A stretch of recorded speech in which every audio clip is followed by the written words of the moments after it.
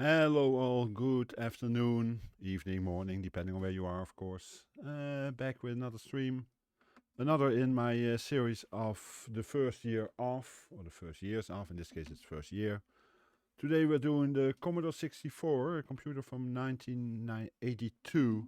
So we're doing the games that came out in 1982. Now there were way too many coming out already. Computers were getting a bit more popular by then. So I did make a selection of about 24, 25 of them. And well, we'll see what it's like. I tried every game, at least I know they work. It doesn't mean they will all play perfectly, but we'll have to wait and see. I have one thing to do here. I just realized I'm growing old, sometimes forget things. Hi, Joost. Hi, Lily. Good afternoon. How are you guys doing? I just because I wasn't seeing chat for some reason. That's why I had to do something quickly. Should be better now. How are you guys doing today? Hey, Aaron. I hope you're all having a good weekend. Hi, Mama. Oh boy, it's kind of busy already this early in the stream. I haven't even really started. Oh, Lily, thank you for the resub.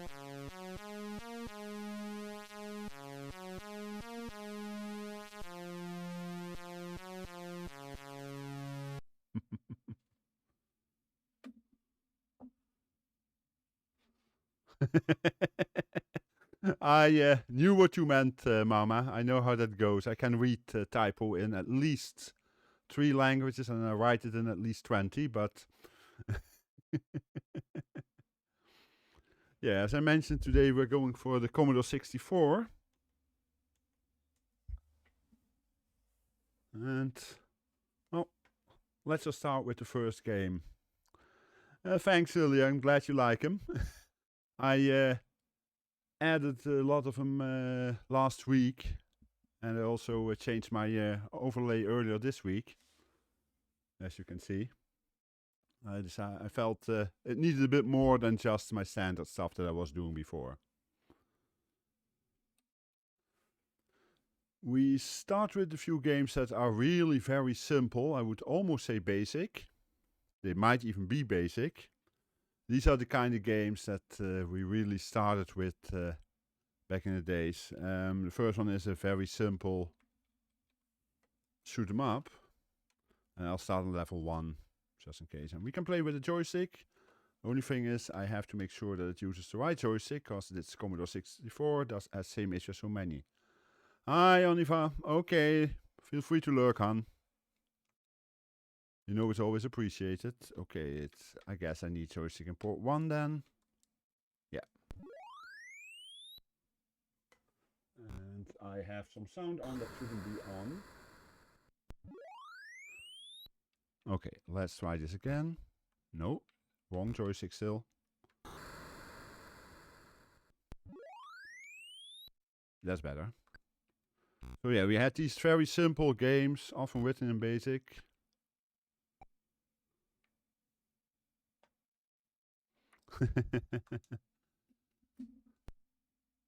Hey, 48K RAM.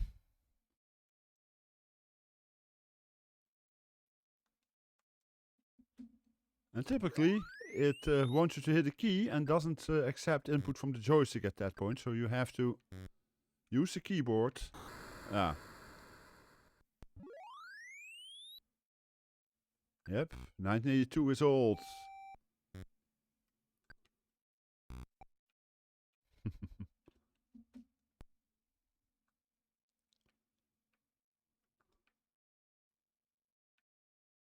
Okay, I got at least got a controller now working.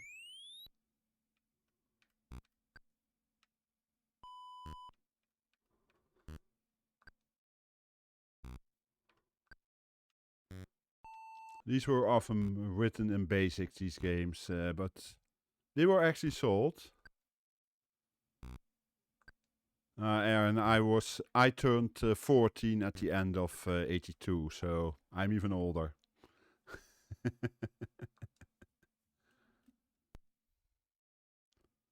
Yeah, often we got these kind of things, and they sold for a few dollars or a few guilders or whatever the coins were back in the day in the various places.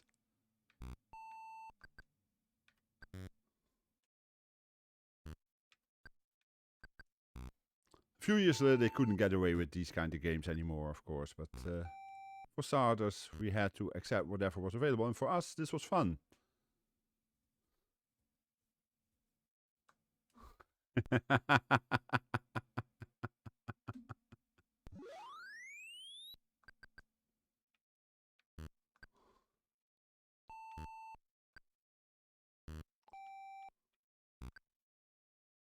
And I promise later on there will be some way better games, even this early on in the C64 times.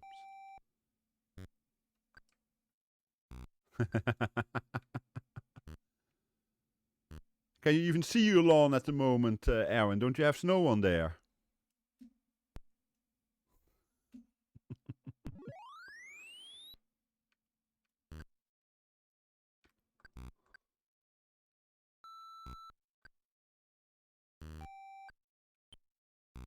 Oops.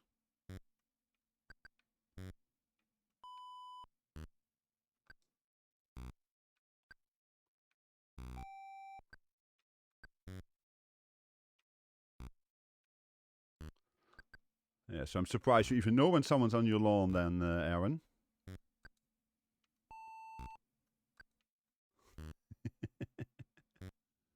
I trust the audio levels are okay, guys and ladies.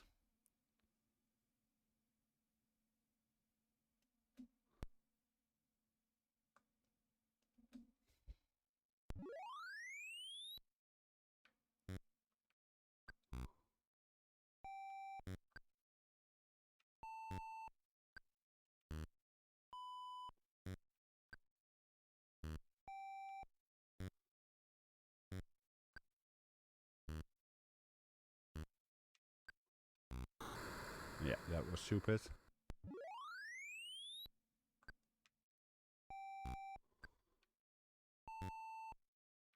You find them rather quiet. Okay, I'll. You mean just the game audio or everything?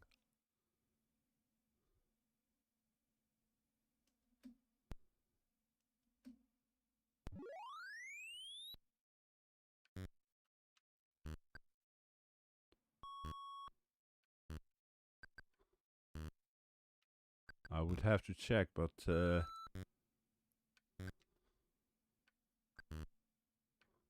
I checked earlier, they sounded about right. So.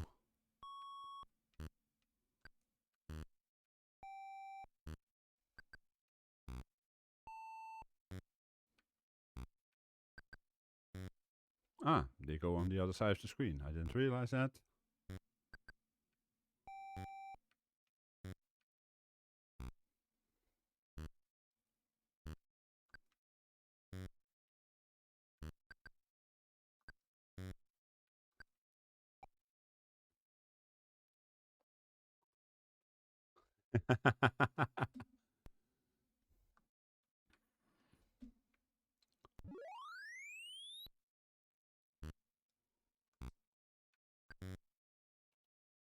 Okay, then I'll get that first for 90 points.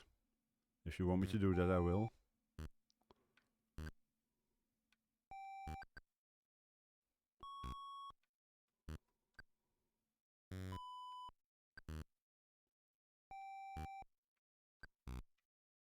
Now, when it comes to audio, I usually go by what do I hear? Does it sound okay to me?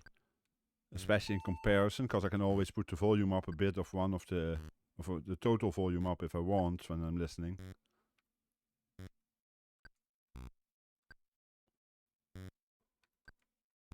Ah, come on.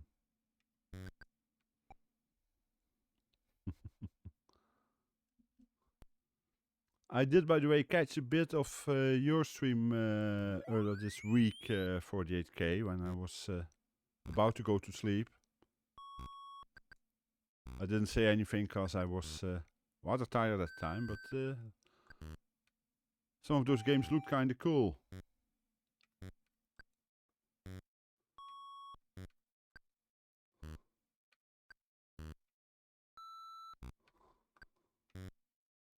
Yeah, your timing is a bit difficult for me with the streaming. Normally I wouldn't even have been awake, but I had been a bit ill beginning of the week, and because of that my sleep rhythm was so completely off.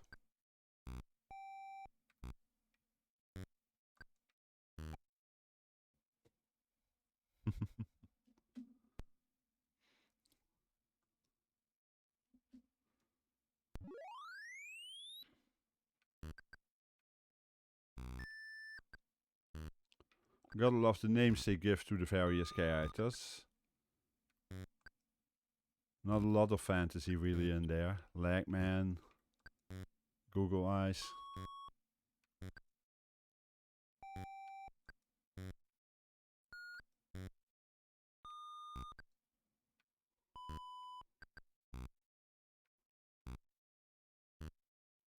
That's okay, Lily. I know you are very busy. I've been checking on Discord and I saw that there were all kinds of things going on. So no worries.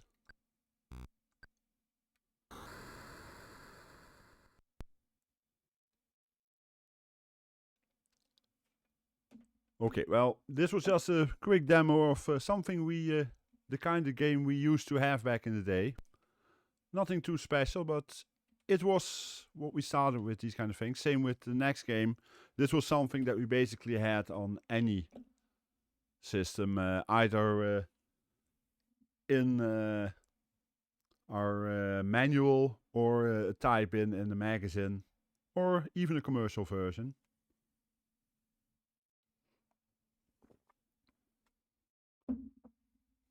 This one is in German. Well, yeah, I want to unlight it because I'm not sure about the keys, if they have a joystick or not.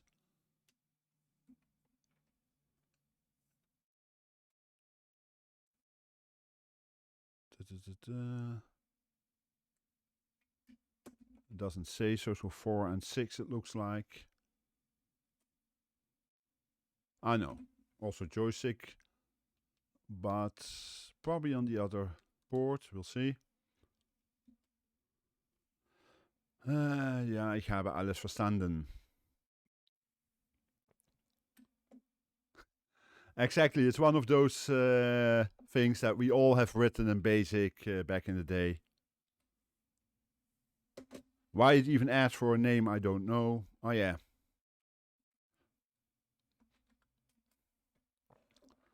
The Fußgänger, no, I'm not that slow, but I will go for Mova Rocker.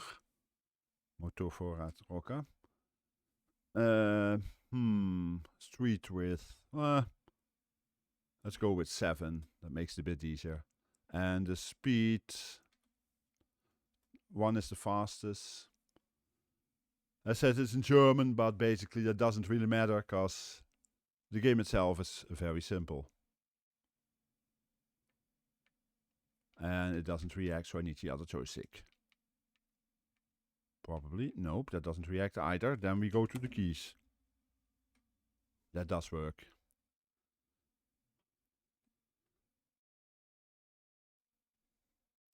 This is literally a very basic game. Almost certainly completely written in BASIC.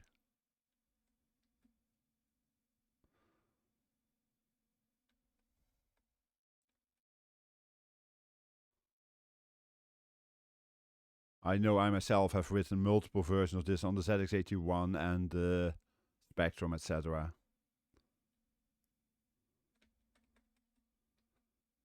It doesn't have auto repeat on the keys. The versions I made usually went narrower after a while. This one doesn't seem to have that, but... And we actually imagined that we were driving a car down this road at high speed.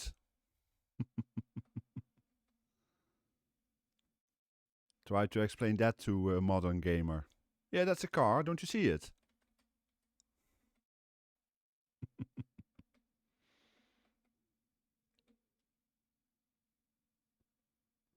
Yeah, you did the same as mine did then for the 8K. Yeah. Well, just a very quick. Actually, for fun, I will set it to the most difficult level.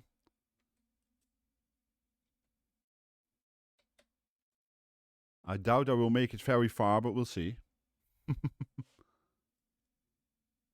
So you go further down the screen, so you see less of what's coming. Goes quicker, and it's a lot narrower.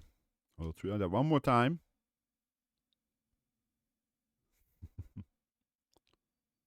Basically on the highest level, these games are unplayable, as you can see.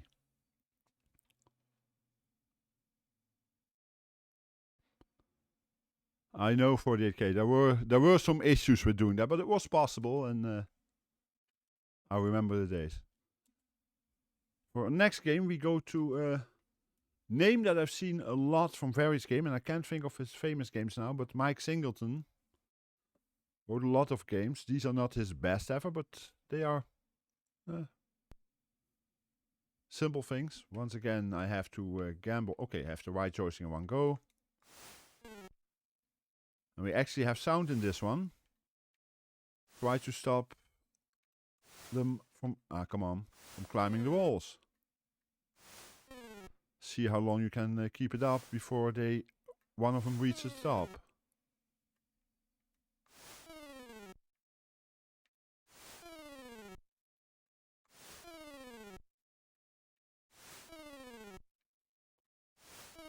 What I like is the way he actually made sure that you can take other climbers down that are next to the one you hit.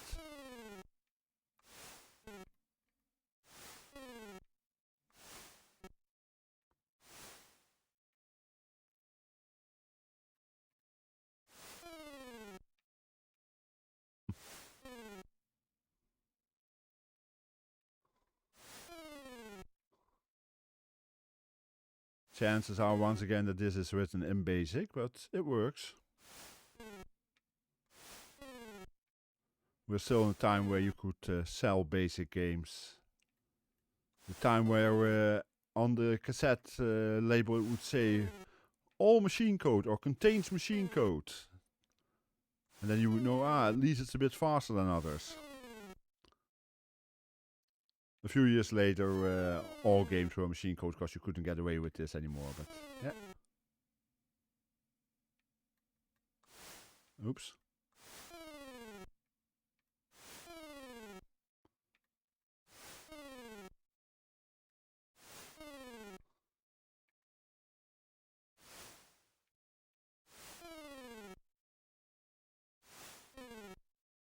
I had originally wanted to go for the Atari 8-bit system today, but I had some problems starting games on there, so I will have to check with someone. That might be 48K, or that might be our good friend Boat, to see what I have to do to be able to start certain games on there, because that's another machine that of course was very early.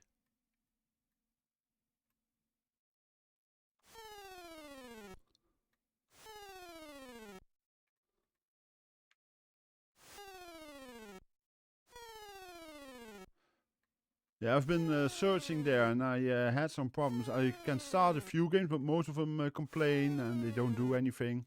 So it might be that I have... I don't know. Might be I had the wrong setting somewhere or bad... Hi, Alex. Yeah, that was the idea. This actually an image I found somewhere, of course, of a real TV. But yeah, I edited it a bit so it worked with my setup. Because, well, that was what we had back in the day. Yeah? We had TVs to play on, and later we got monitors, but some of us. But that was later on. First, we all played on the TV. If we're lucky, we had a color TV. And a lot of us actually only had black and white TVs to start with. How you doing, Alex?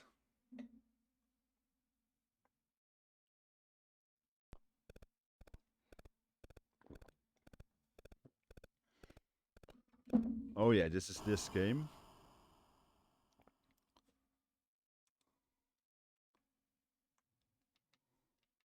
by Mike Singleton. And what were the keys? Okay.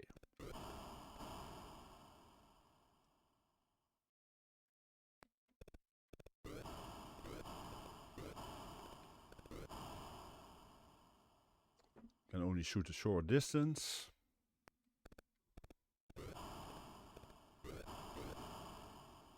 And not allowed to hit other horses, even though they are in different lanes.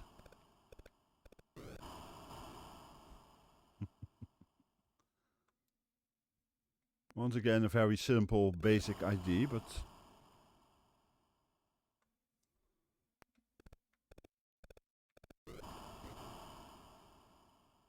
sometimes it misses, it seems.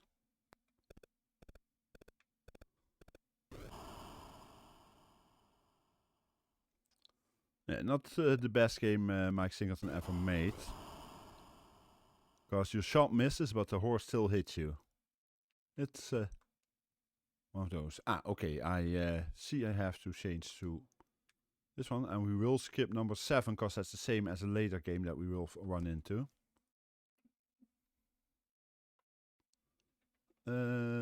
This one we saw before when I did my VIC-20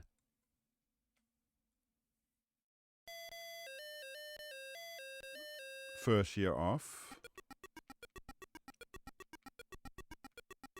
Looks like I have to change joystick if it works with joystick. Yes. It all runs a bit more fluent and the graphics are just a little bit less bad than they were on the VIC-20.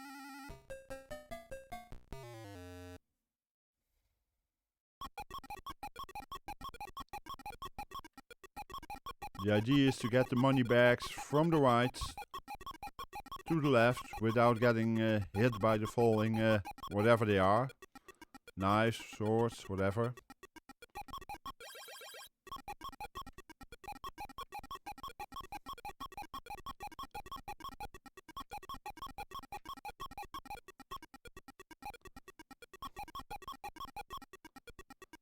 You have a protective barrier you can put over there, but that lowers your bonus. And sometimes one just wants to live dangerously.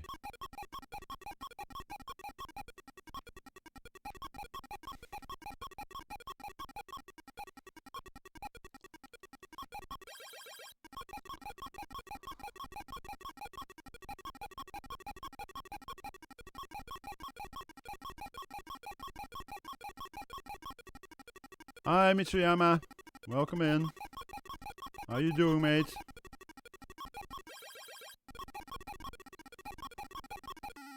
Whoa, this gets fast now.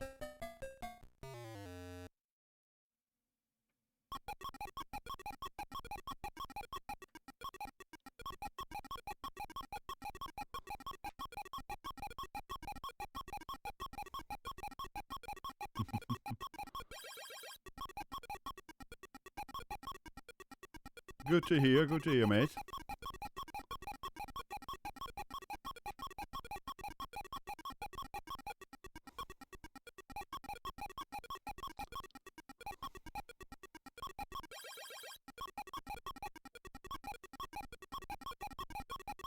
It's kind of funny how when I went through this whole list of games that came out in the first year of the C64, I saw a lot of games that were also in the first year of the VIC-20, even though we are a few years later, but they did a lot of the same things again.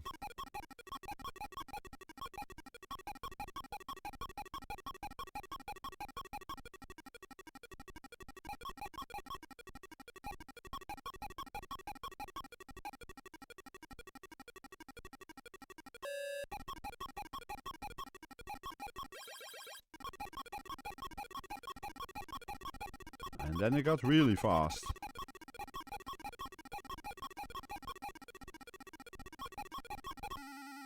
Nope.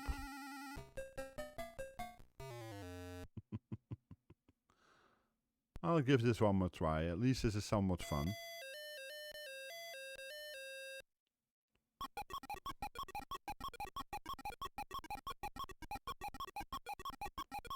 Of course, Commodore 64 was overkill for a game like this. This was perfectly capable, the VIC-20 for instance was perfectly capable of doing this. Be it a bit lower graphic quality, but you don't really need a high quality graphics on this.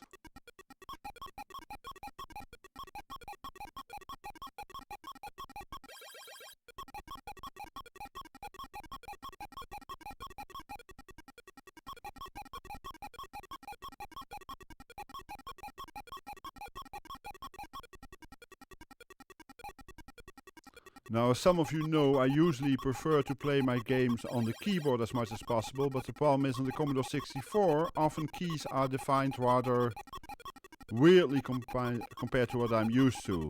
A lot of the games were made in the US, and unlike European game makers, US game makers didn't do redefinable keys most of the time.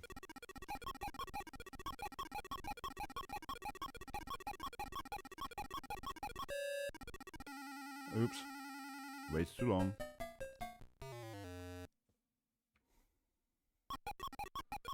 So that's why you will see me play quite a few of these games with my, well, joystick, let's call it that. It's a controller, but yeah.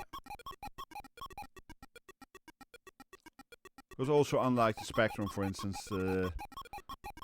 Commodore had built-in joystick ports from the start. So programmers often included them already in the options.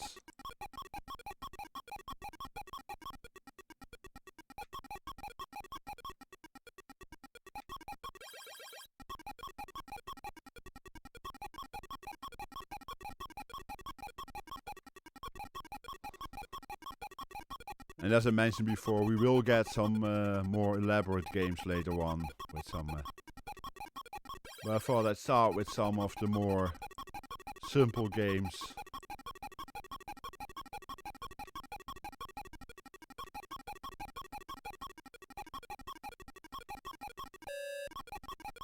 I accidentally hit up there, I guess.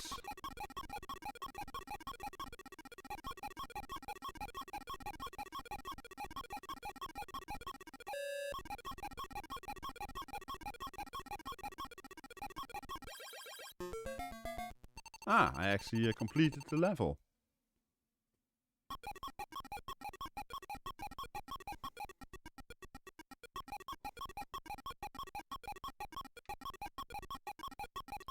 Not sure what changed apart from the colors, because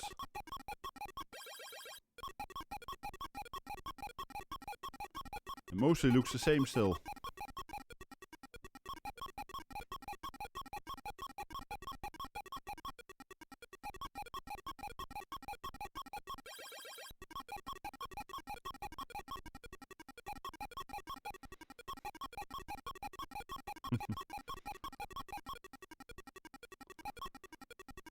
So who all of you had Commodore 64 back in the day? Or got one later on?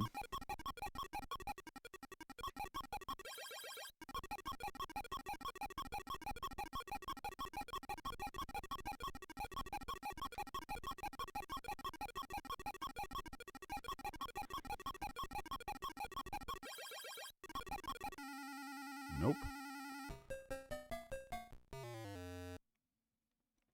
Let's die for a change.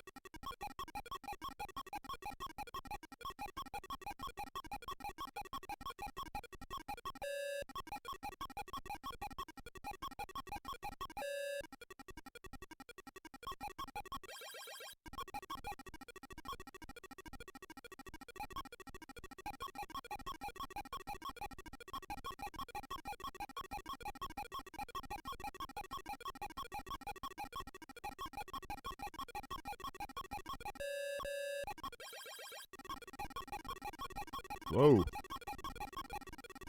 How quick do we want this?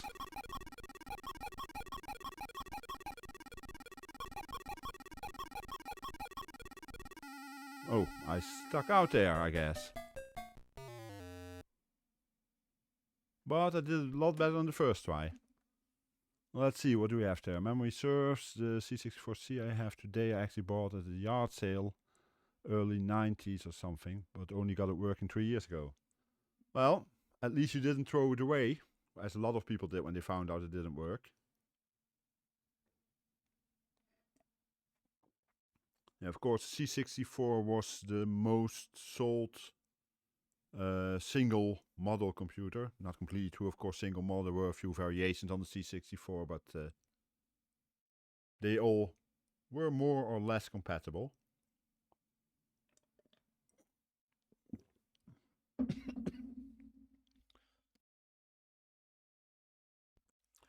As for the 8K there, I mentioned already, you had the C64C. There were a few others. I myself never owned a C64. My dad bought one, also a C64C in the early... No, not a C64C.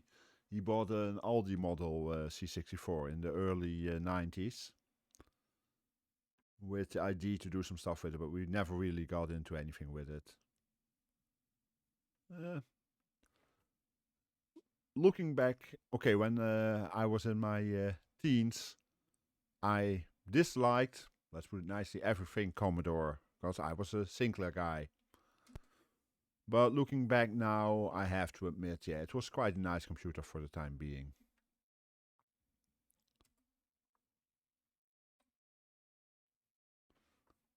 It had some interesting things in there. There were some issues with it. I still don't like the colors. Although some games actually use the colors decently, but a lot of them are, I don't know, just brown and green.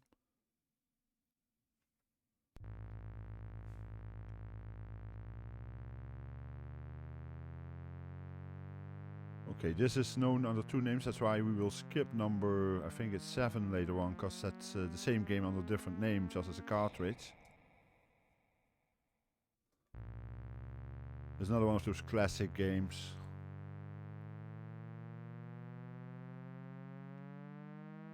You just have to drive as long as possible without hitting anything.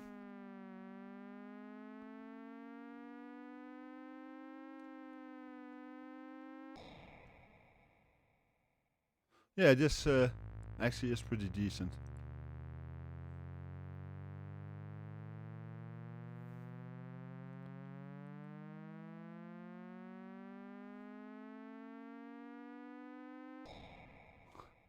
Not that I'm good at it, but it's pretty decent.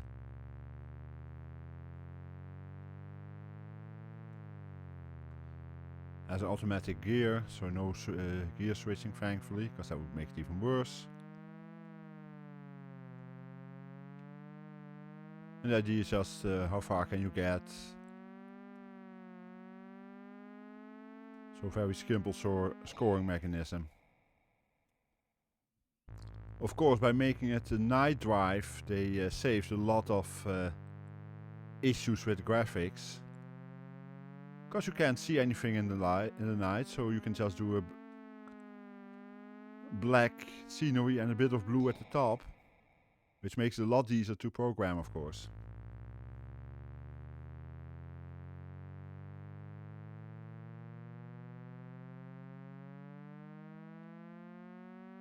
Basically, if you're completely honest, it's really not that different from the second game I looked at, that the car thingy, because it's basically the same idea, just a bit more sophisticated. And I seem to remember this was originally an arcade game, actually.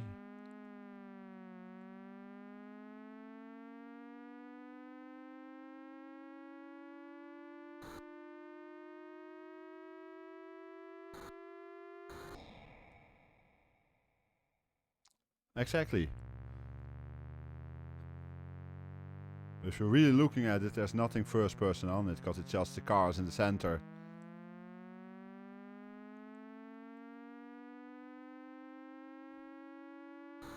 Exactly.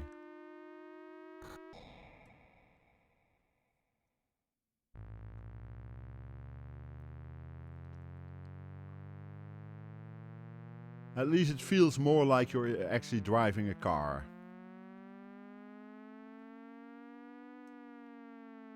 And you can change the speed. If you let go of the gas, it just slows down a bit. So it's all about getting as far as possible within the allotted time.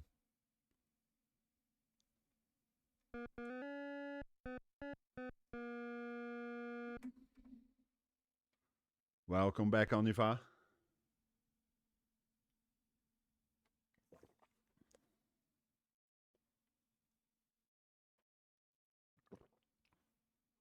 Okay, finish my tea before it gets too cold.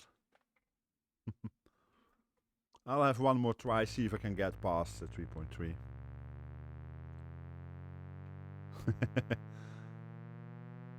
Okay, probably a dog issue or something like that, or someone on the phone. Have a good lurk, hon.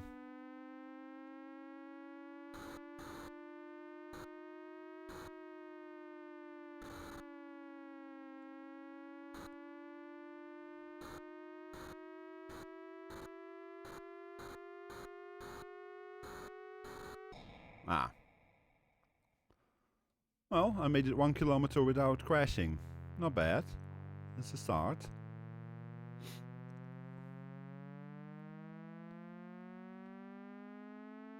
I think Aaron is still here. Aaron, do I remember correctly that this was an arcade game originally? Or am I just confused?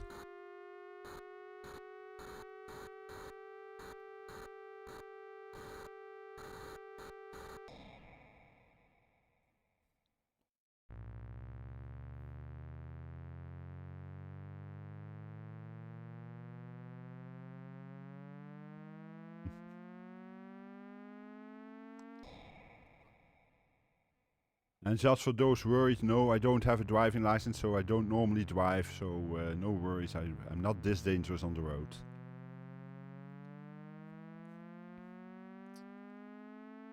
And when I ride my bicycle, I can make it for more than 1 kilometer without crashing. Yep, Curtis. Hi, Curtis. Yes, this is Night Driver.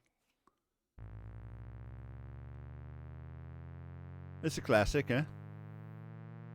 And no worries about being late, Curtis. I know it's relatively early for you there.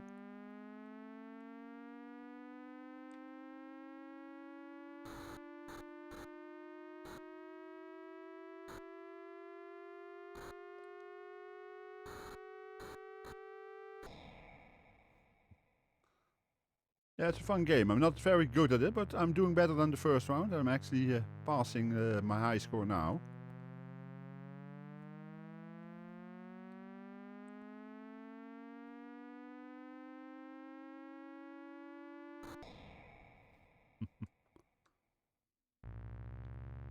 I still got 24 seconds.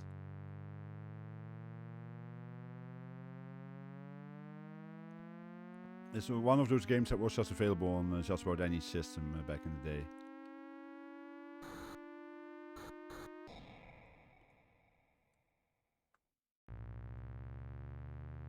I seem to remember there's also a children's toy version based on this.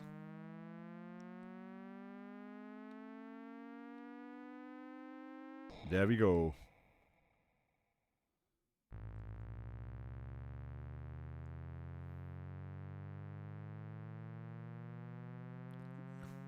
Thanks, Curtis. That's about what I seem to remember. As I said, I thought it was an arcade game originally, but this is a quite nice version. It actually gives one the feeling that one is driving, and that's something not a lot of games back in these times could do.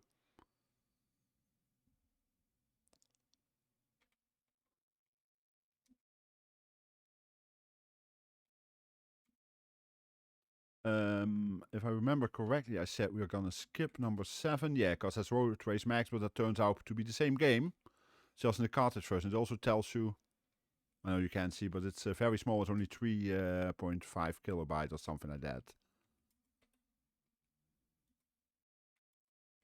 As you may have noticed, I went with a numbering this time, so I actually played some stuff in an order that I kind of liked, without having too many of the same games going directly after another.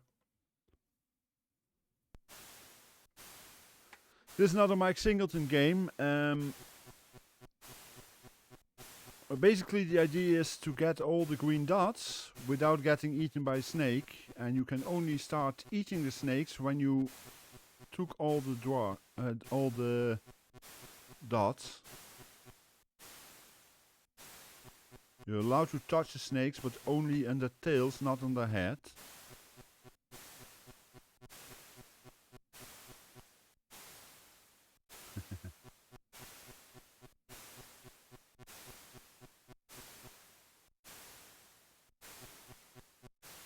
Oops, I shouldn't have opened that one up, but oh well.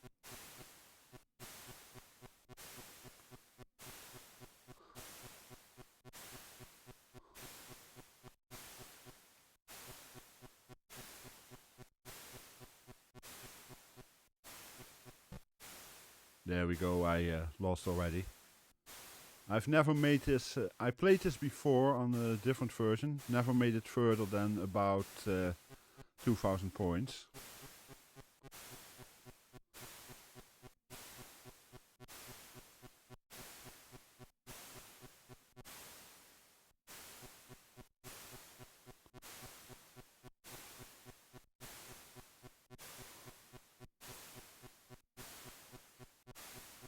I'm still trying to think what the famous game was that Mike Singleton did, because I know he did a very famous one, but I can't think of it now. I'm growing old, I guess.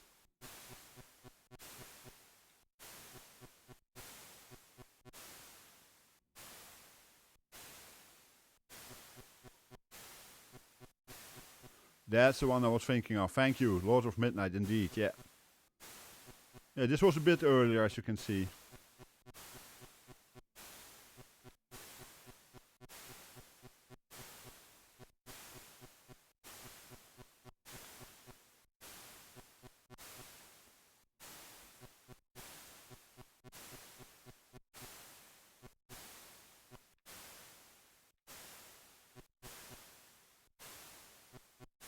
But yes, for MiSTer, that was indeed the game I was thinking of.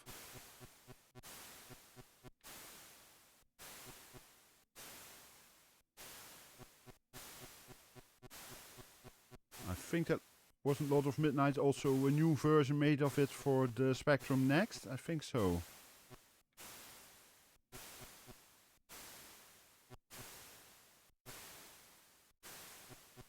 Okay, this is actually the highest score I ever got in this game, as far as I know. I've played other versions of this before, a long time ago, but...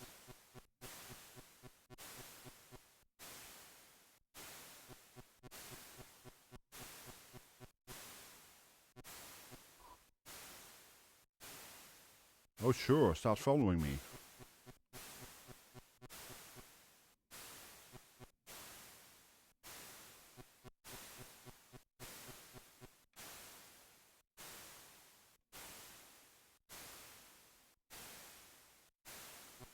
It's gonna get difficult now.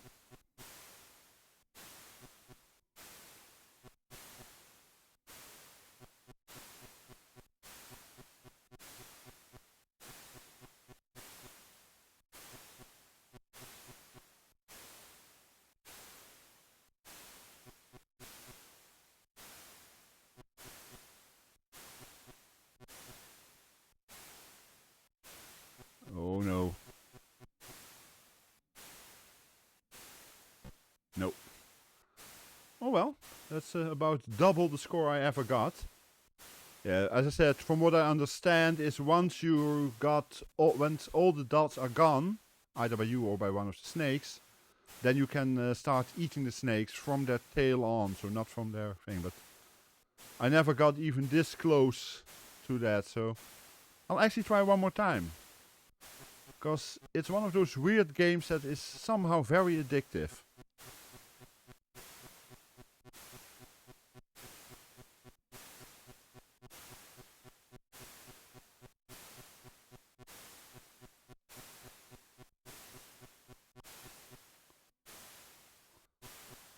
As long as only that one red snake is out, it's not that bad. But at some point you get so many snakes out, you have to keep avoiding stuff like...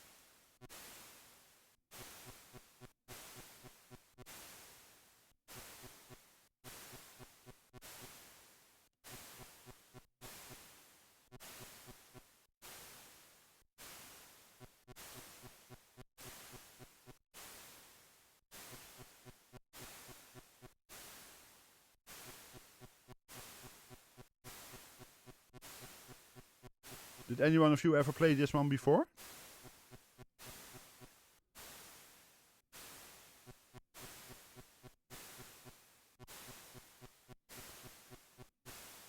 I know this one is not an arcade game. This was an original game by Mike Singleton.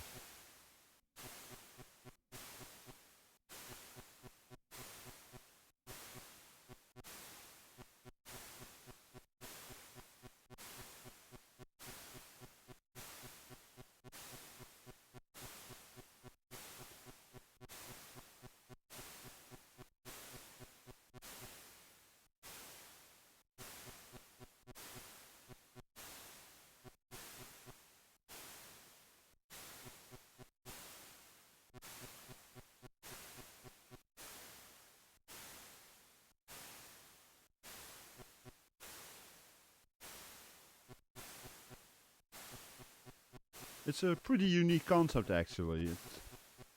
Yes, I understand that it has some...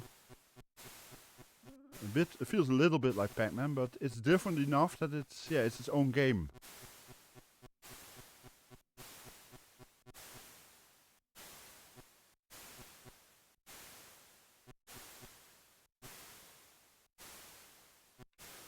Uh-oh, where can I go? Down here. Phew.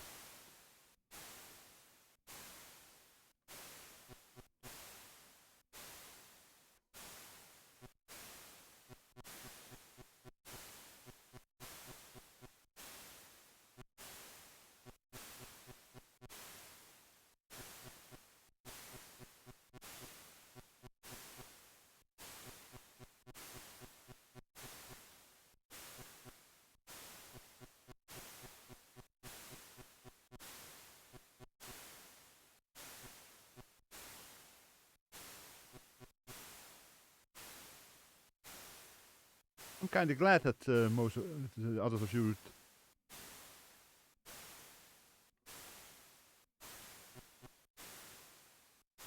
don't know this, because it's always nice to introduce people to a game, an old game that they didn't know yet.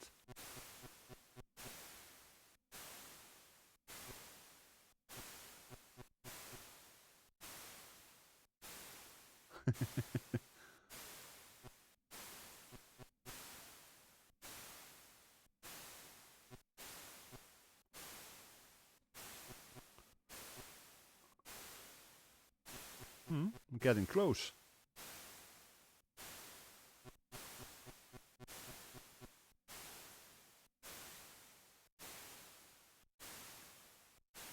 Can I still get there?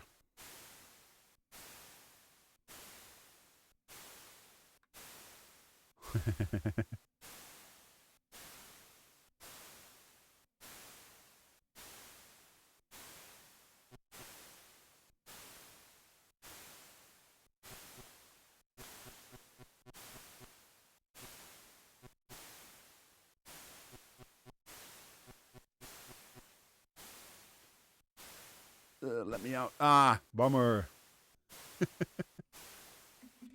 Yeah, this is something special. Thank you. Only 6 left. I have nearly 5,000. I've never been this good at this. This is fun. So yeah, this is a game that works great because you can, well, anyone can get the idea behind it. It's basically a very simple game, of course, but yep, exactly 48K. That's what I mean. It's very simple, but not easy to play.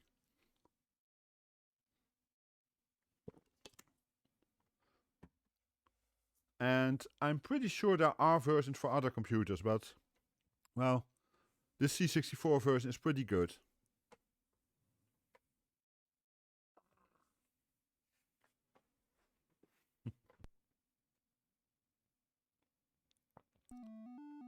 Oh yeah, this one we saw before on the VIC-20 again.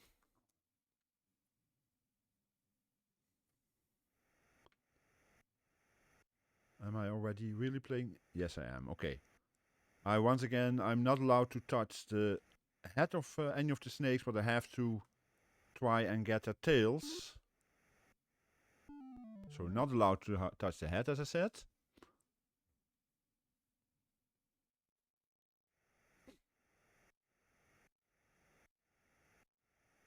Where are we going?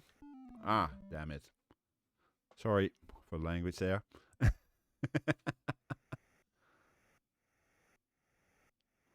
What do we do?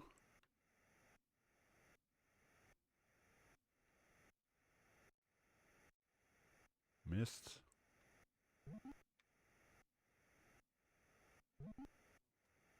No, you're not gonna get my tail, I want your tail.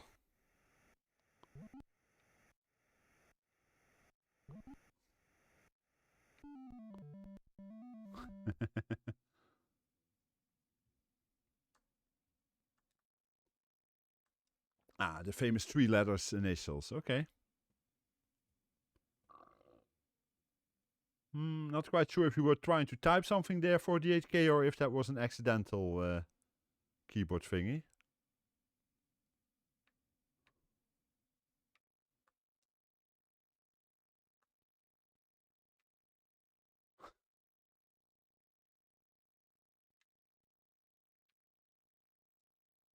Okay, why is it not?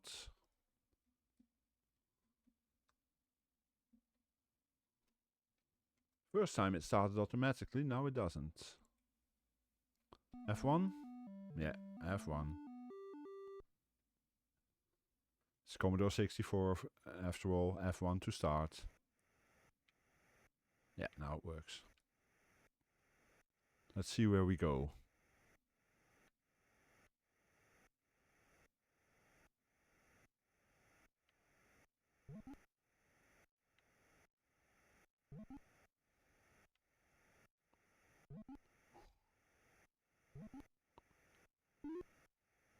Nope. Let's not do that.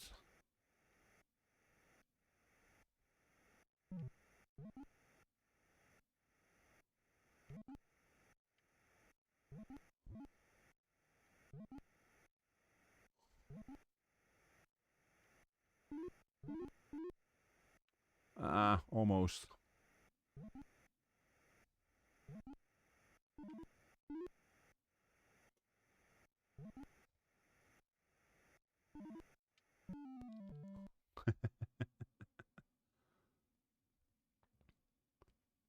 This is not the easiest game ever.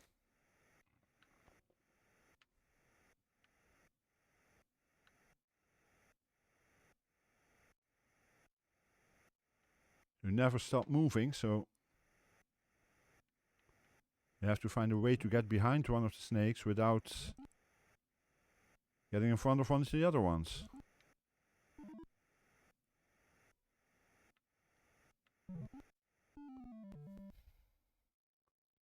Okay, Mitsuyama. Gonna be a T or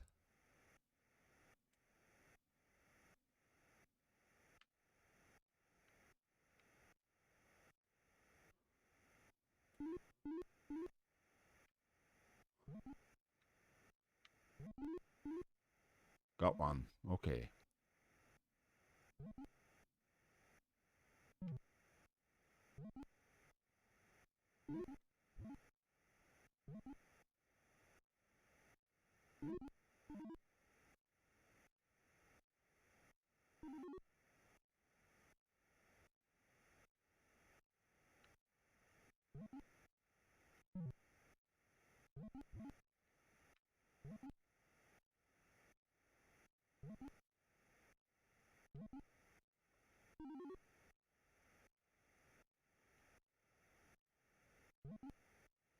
No. Get away from me.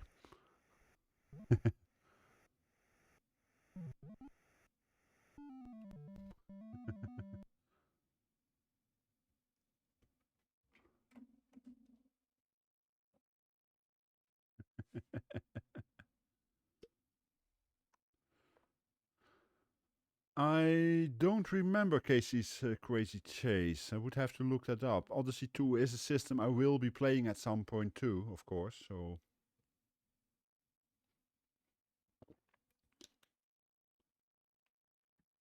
Okay, Han. See you later. Have a good rest of the day and talk with you later or chat with you later.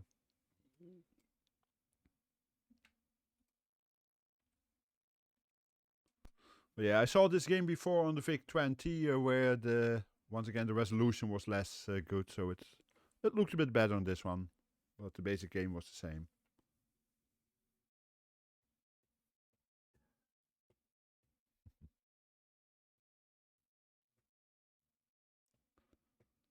There were a lot of very simple games. Ah yeah, this one needs to be started by hand. At least it's an assembly, otherwise it wouldn't do this. Hi, CMB. Ah, nice. So, yeah, as I mentioned earlier, I didn't have a C64. I went with Sinclair computers back in the day, but I remember playing with it. Yeah, that was a bit later on, of course, the Digi Collection, also on the Spectrum back in the day. Today I'm looking at games from the first year of the Commodore 64, so 1982.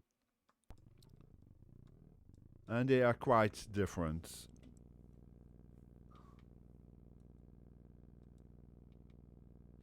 Looks like I have to swap joysticks in this case. Yes. Amstrad was there too, of course, a bit later on, yeah. Ah. But yeah, welcome in.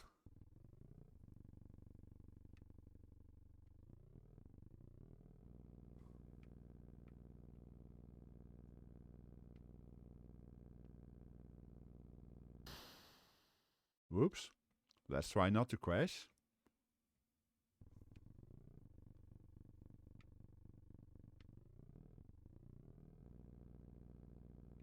Given that you mentioned Amstrad, I'm guessing you're somewhere in Europe, possibly in the UK, CMB?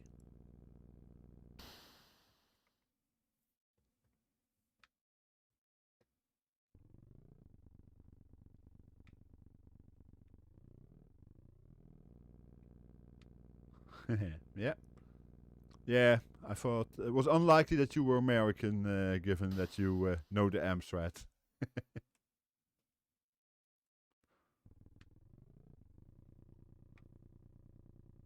I am, as might be notable for my nickname from the Netherlands.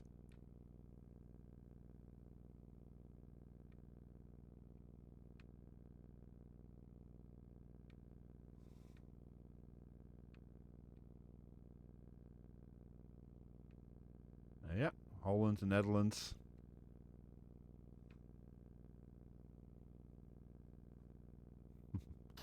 Oh, I tried to avoid one thing and hit the other part.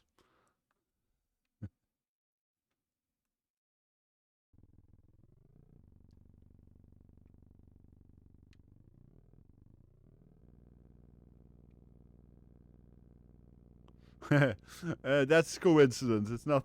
I also have different color T-shirts. But yeah, I happen to wear an orange one today.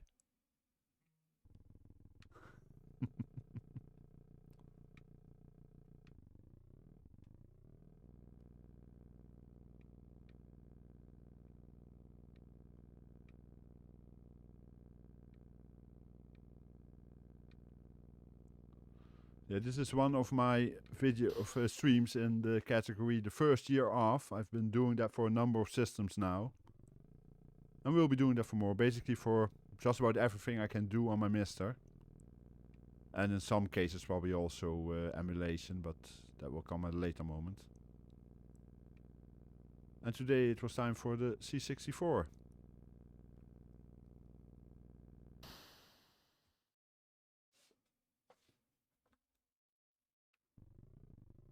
This game is a bit sensitive to controls.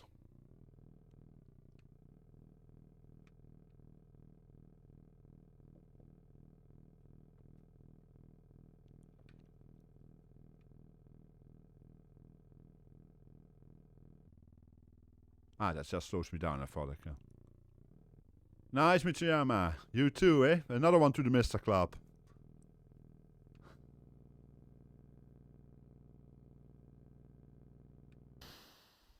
Duh. So how do you like it, Mitz?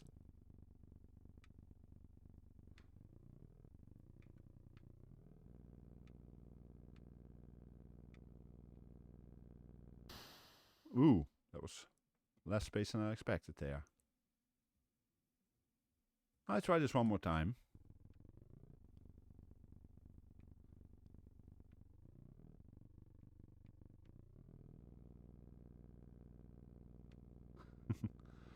Yeah, I understand your being on the fence, Aaron, especially given that you also already have an Amiga.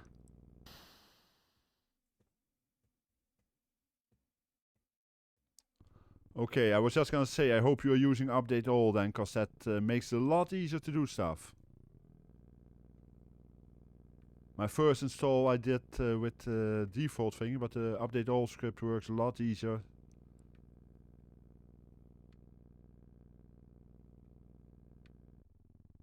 Yeah, slow me down a bit, not a problem.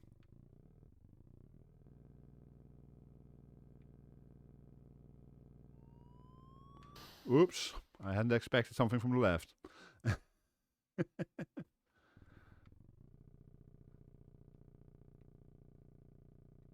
Hi, Sinlo.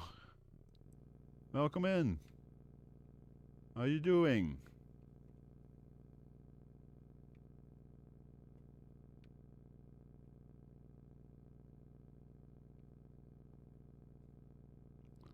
As you can see, we're looking at some 1982 Commodore 64 games.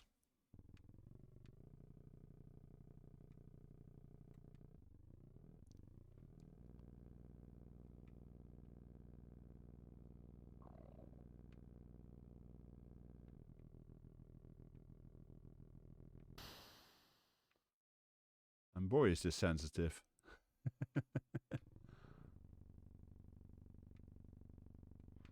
But somehow it's still kind of fun. I want to, you know, it's one of those, I want to get further.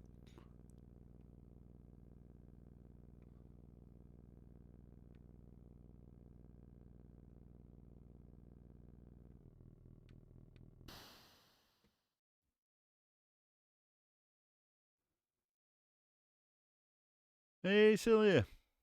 Welcome in.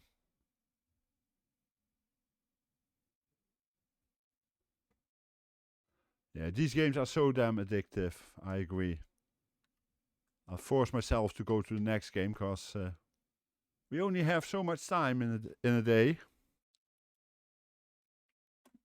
And I have about 23 or 24 games I want to somewhat showcase.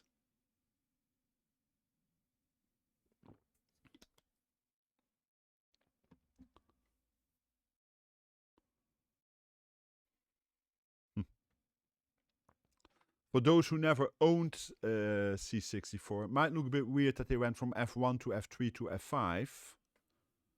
But that's because the F2, F4 and F8 were shifted versions, or Commodore key versions, of the F1, 3, 5 and 7 on the right side of the keyboard. So on a C64 this makes perfect sense.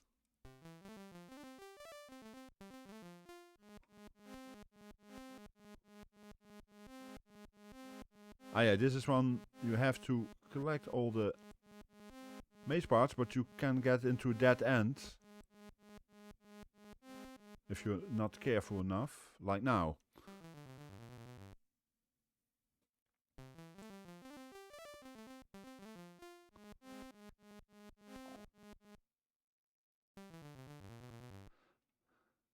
It was shift, yeah, I wasn't sure. Thank you, Senlau. I never owned a C64 myself. I played on it.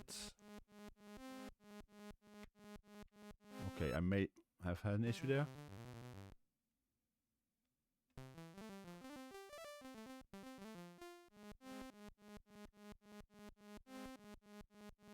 I didn't realize it automatically stopped. That makes it a bit easier, because then you can at least aim for where you want to go.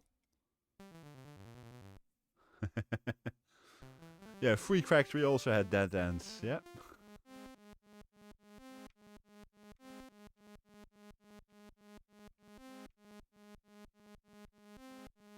Oops. Was too slow there.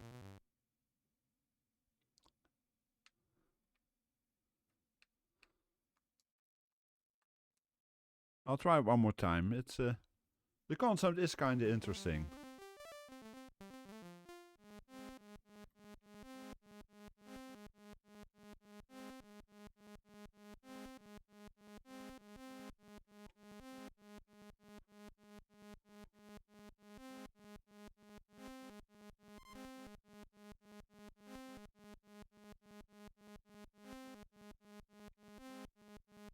That's nice, Curtis. It doesn't happen often that you completely don't know a game that I play, so...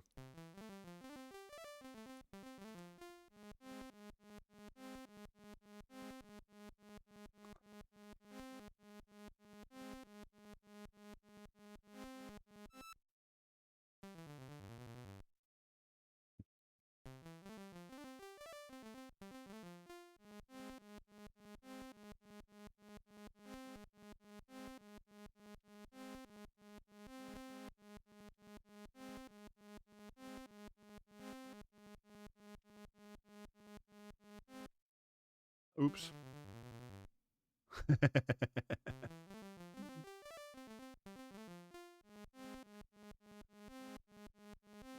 Thanks, Inlau. The things one gets to do when watching a streamer that doesn't really know exactly what's going on, eh?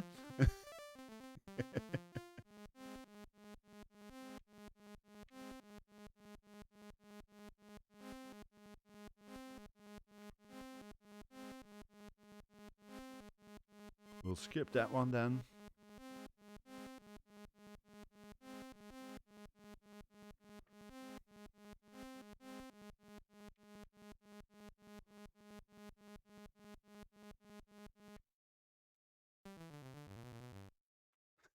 Hey, Ari.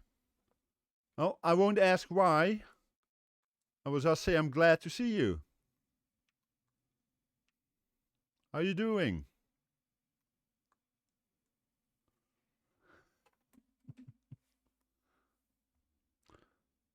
As you see, I'm once again doing games from before the time you usually play games from these days. We're looking at 1982 Commodore 64 games. So way before you were born. Oh yeah. Yeah, well, the games were early in 82, eh? You weren't early in 82, I think. Plus, I thought you were only 29 plus a little bit of experience.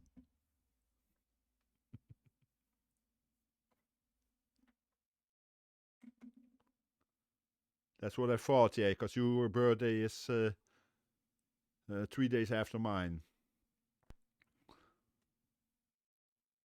Yeah. I was, at the beginning of 1982, I was 13, so, yeah. Because I'm from December 28, 1968. Let's see what this was. Ah, yeah, Pinball. I don't know the key, so I have to check. There we see again F7 and F1 used.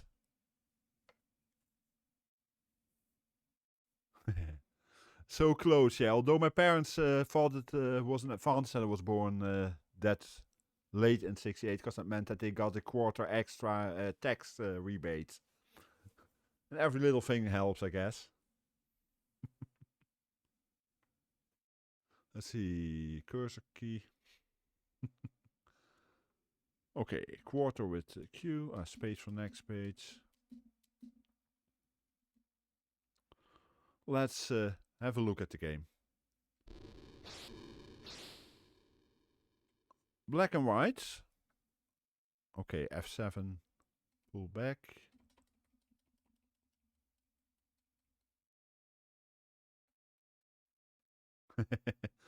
I don't remember much of it, to be honest. Ah, these guys. I had to check.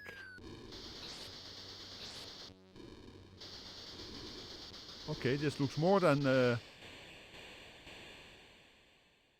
this looks more like a pinball game than many of the games I've seen in the past few systems I tried. This actually plays somewhat reasonable.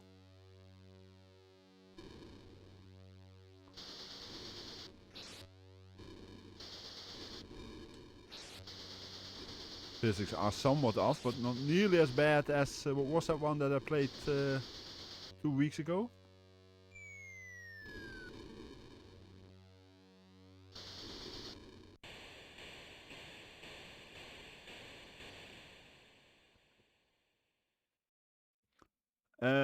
I know there will be another black and white game at the end, towards the end of the stream. That's indeed why they do it, Celia. As little as possible to change, but...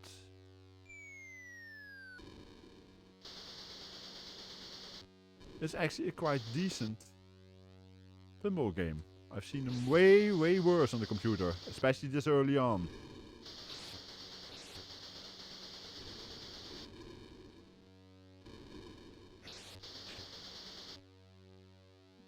Ah, missed.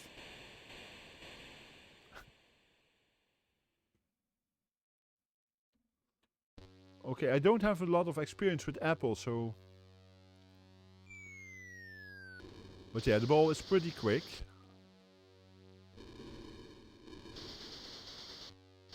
Ah.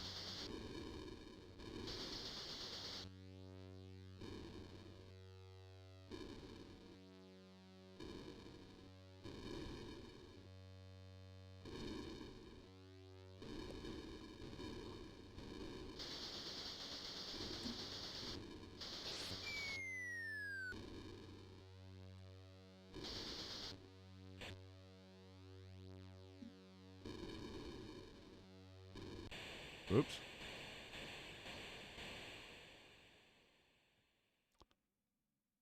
Yeah, indeed. The flight sims were also by them. Correct. But yeah, this is a pretty decent pinball game. I'm actually surprised by how well it plays.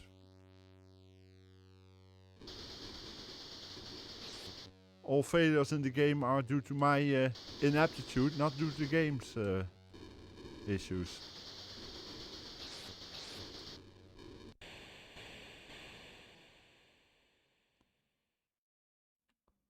I also noticed I accidentally set it by 2-player mode. Oh well, gives me a bit more playtime.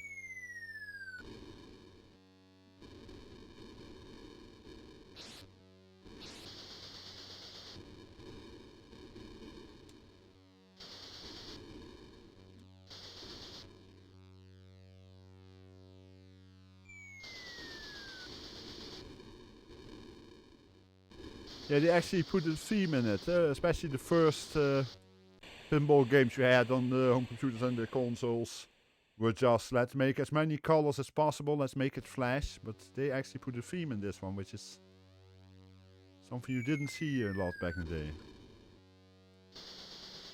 Exactly.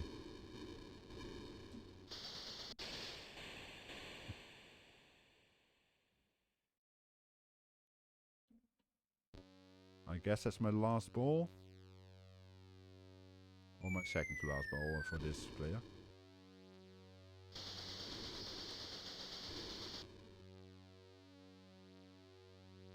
Okay. Bummer. That was close.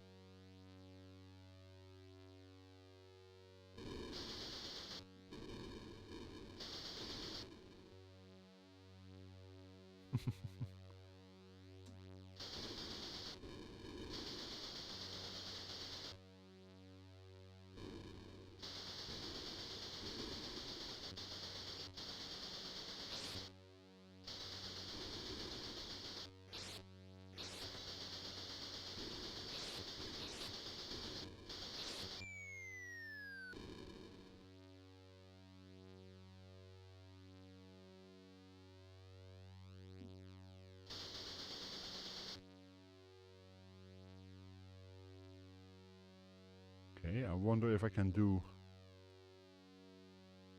No.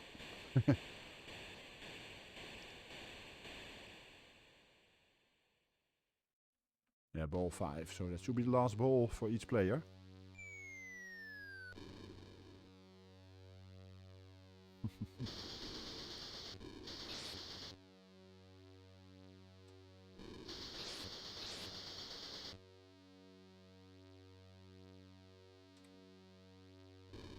Ah, almost.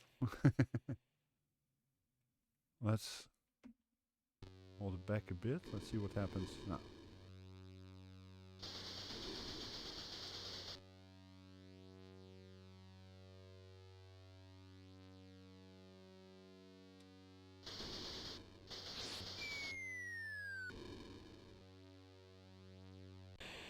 Okay.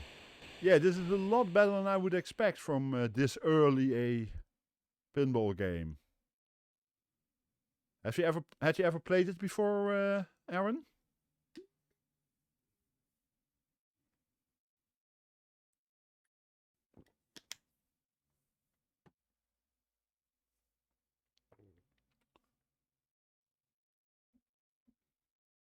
I didn't even know it existed before yesterday, because yesterday I went through a whole list of games, because I had to limit somewhat what I could do today. I was doing this mostly during your stream last night, or yesterday afternoon your time.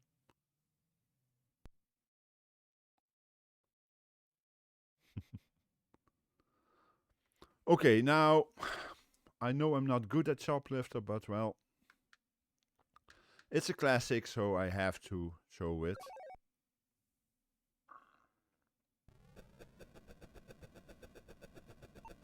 How do they do it? Okay, this way. Of course, you only get one fire button, so... Can I bomb the tanks? I'm never quite sure if I can or not. Some versions you can, some you can't.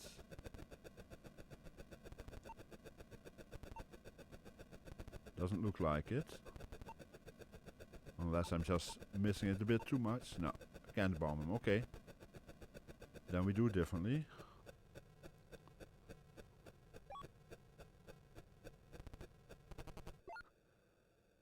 Yeah, I know. It's it was some interesting research. There were also a few very bad games in there, by the way.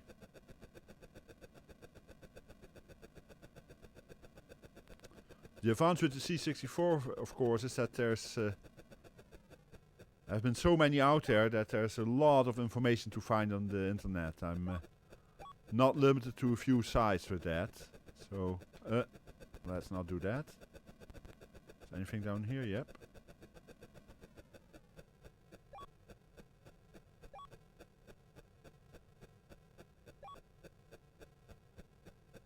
And get away from there.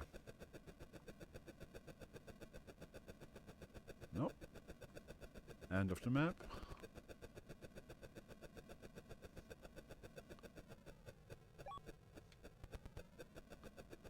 Hi, Jack. How you doing, mate? Nice to see you in.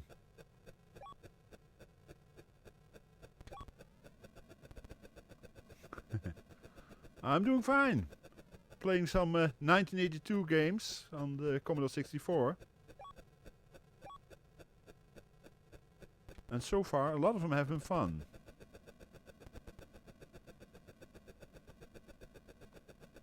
Of course, quite different from what most people play nowadays.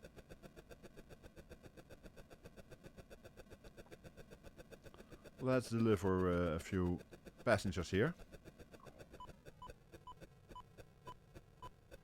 This, of course, is a classic that was available on, well, basically any system I can remember.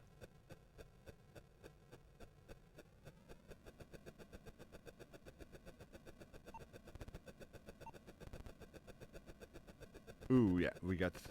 I forgot that the plane now comes.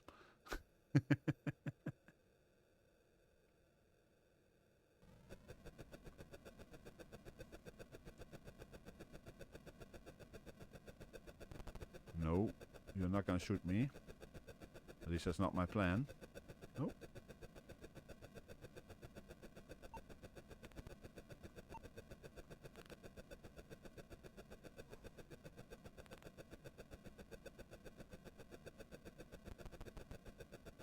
Well, he did shoot me.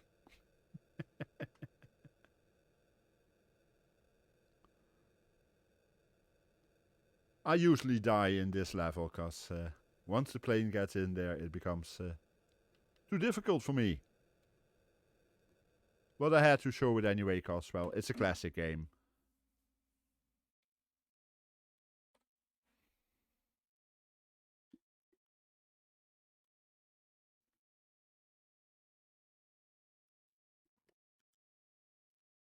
So, Jack, what was your first gaming experience? I may have asked you this before, but I'm not sure. Yeah, well, I'll actually do a quick full screen. The text on it actually says scariest things. And the ghost is as a kid. And then Monday as an adult. It was kind of a funny shirt. I kind of like it. Ah, yeah, no G Game Boy. Okay. That is a system that will come up pretty soon too.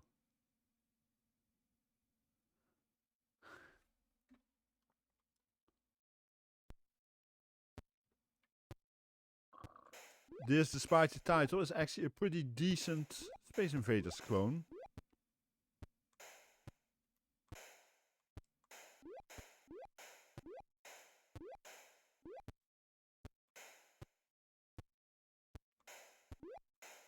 We're still in the era where people didn't mind. They would just copy existing games under different names, or sometimes even under the original name, without paying any attention to copyright.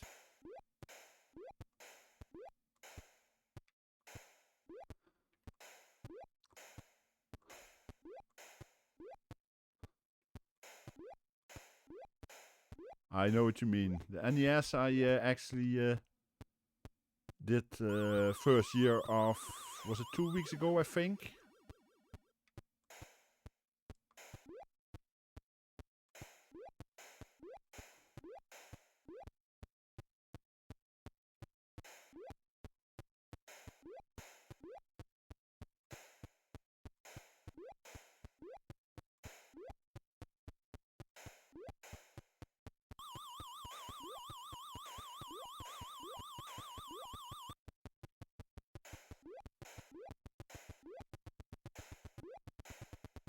Oops.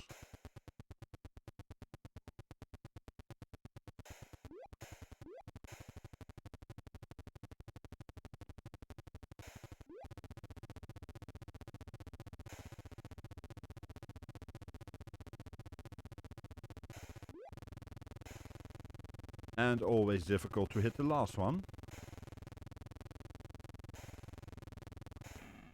Well, it hit me. That wasn't the plan, but okay.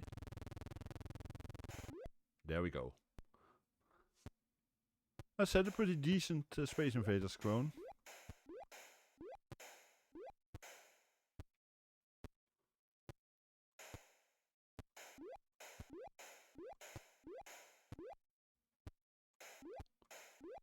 With all these old systems we have, of course, to look at Space Invaders, because that was one of the classics that really brought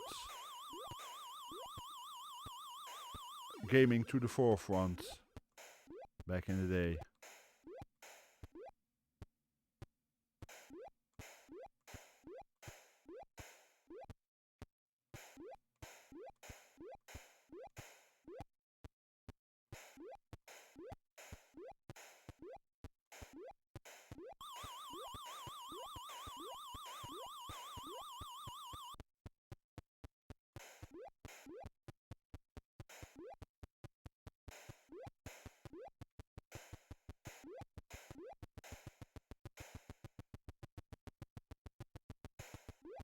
Thankfully, this one is a bit easier than the original arcade version.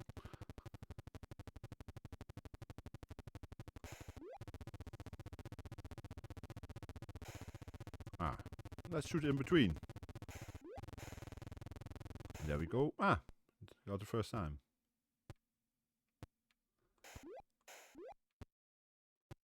Yeah, Space Invaders was always available on every system, and most of them weren't official, but some of the official versions were pretty bad, but some of the unofficial versions, like this one, were actually pretty decent. Let's wait a few seconds.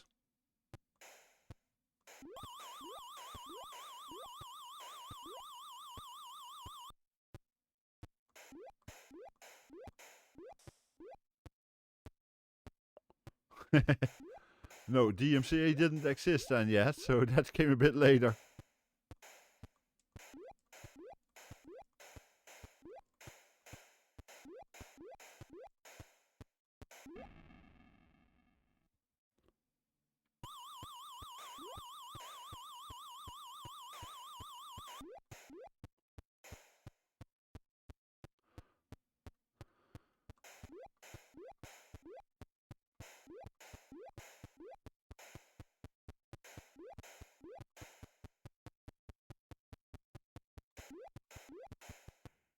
Whoops.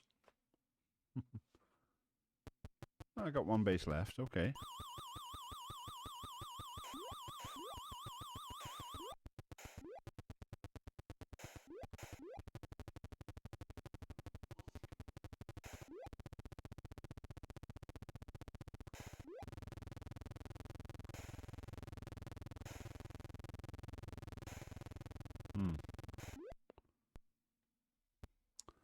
Yeah, they got some issues with that. I remember that story, but those were the exceptions, and they had, of course, the situation that they were in the US. Here in Europe, it was even less, because you could get away with just about anything in the UK back in the day.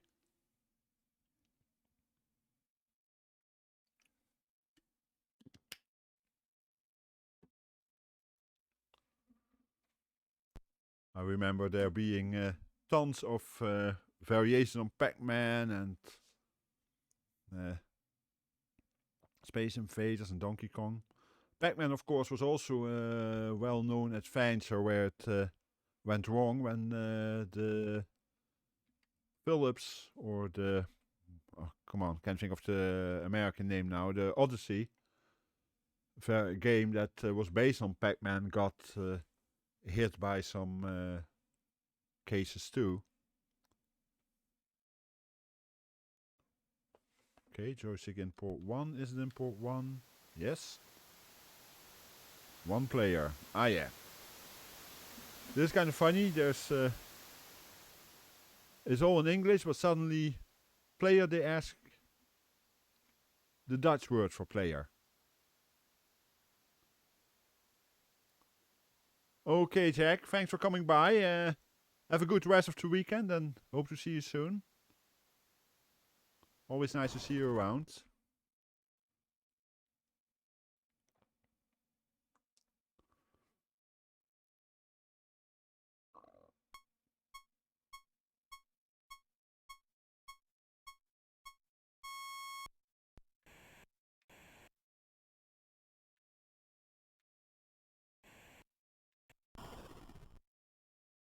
This is one of those games where you have to be really precise.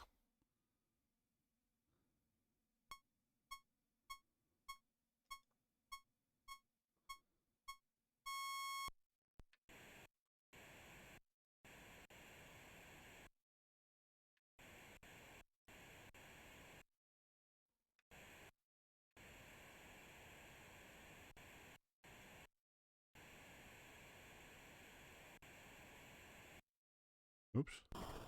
Ah, still crashed. Yeah, it looks quite good. It's not easy, but with the extra added maze, of course. But it's...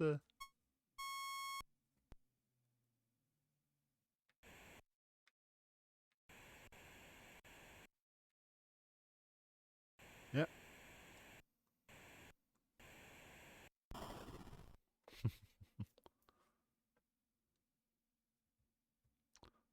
I'll be happy if I'm able to do one landing at ×2 platform. I'll never go for the 5 or the 10 at the moment, but...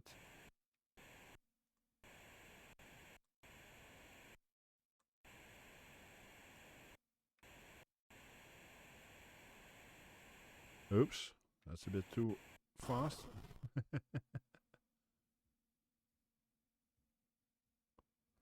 I know it says copyright 1983, which is kind of funny because according to all my information it came out in 82.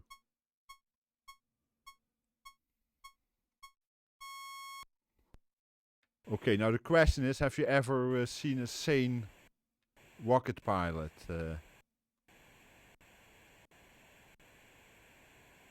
Curtis? Because basically they were all test pilots, of course. So were they sane?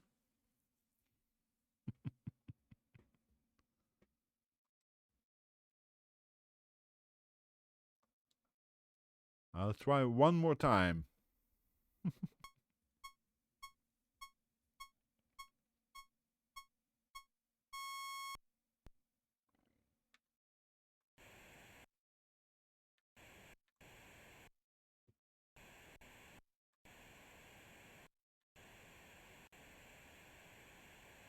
Can I go slow enough? Wow.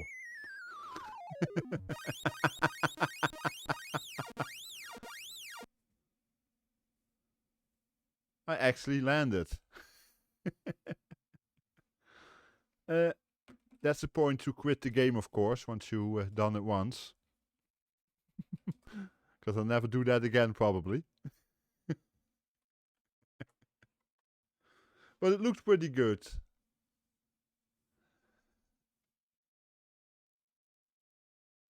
Let's not cheat.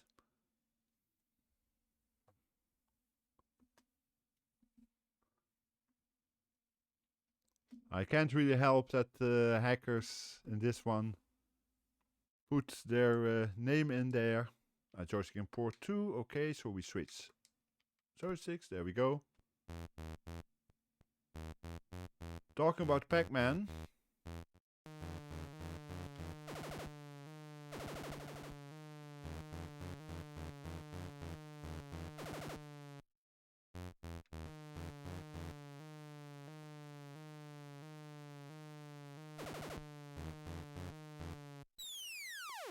Ah, it was too late.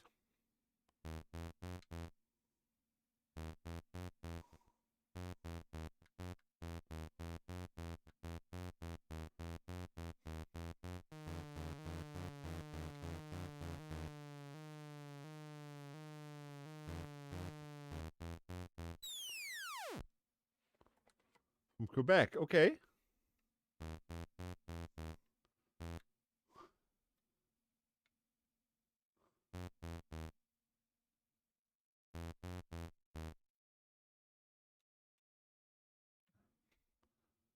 Ah. This is not the best Pac-Man variation ever, but for some reason, it seems that in 1982 there was no better Pac-Man available on the C64. From what I found. From what I found, it only basically started coming out in a bit later.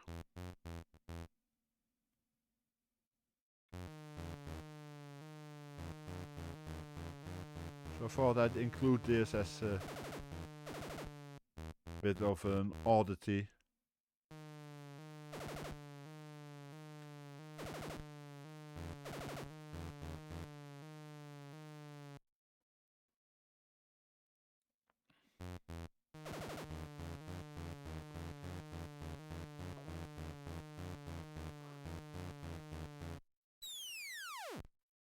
As you might guess from the theme of my what do you call them? Emotes, I have played Pac-Man before.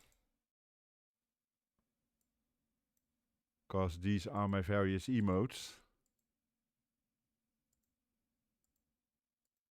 these days.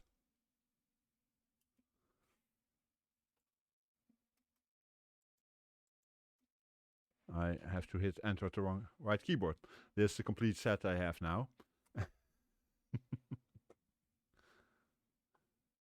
So one would think that I might have played Pac-Man before.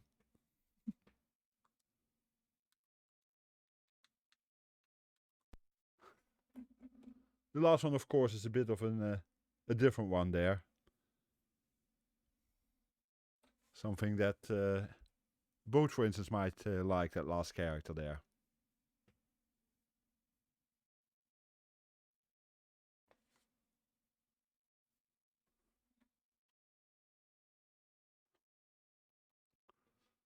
Okay, Fast Eddie was a game we saw also on the VIC-20 a few weeks ago.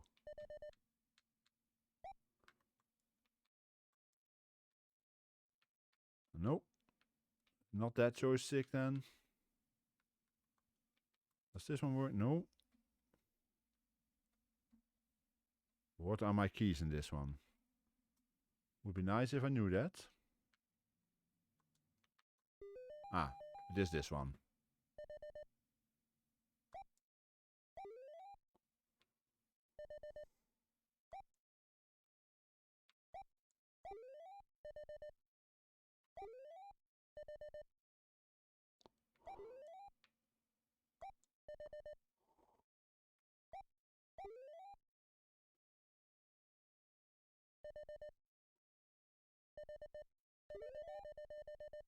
Oops, a bit too far there. Oh, come on.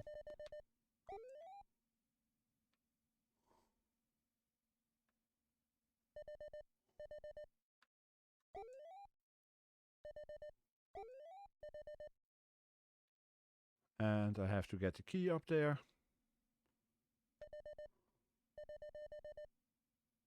Let's first get this one. Okay, I was greedy. I wanted to get the extra heart.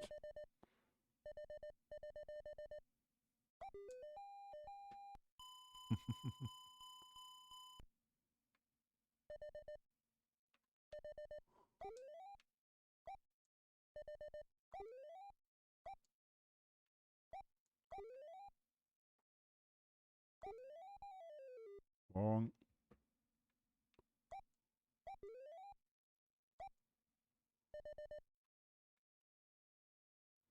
Let's wait for it here.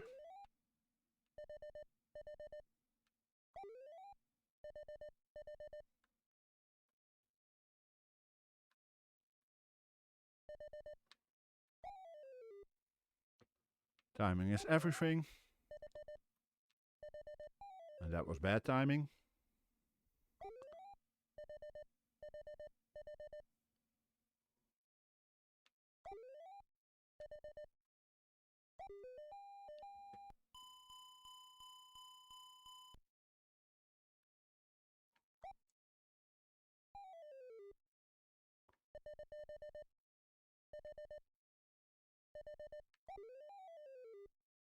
Nope. It's kind of a cute game. It's Fast Eddie. Well, it is indeed fast, I must say that.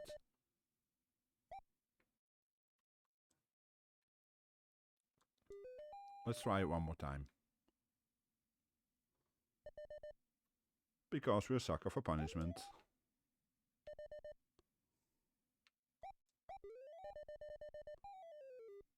That was a mistake.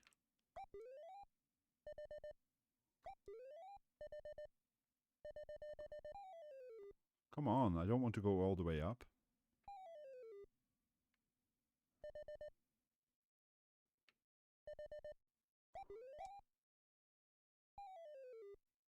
Nope.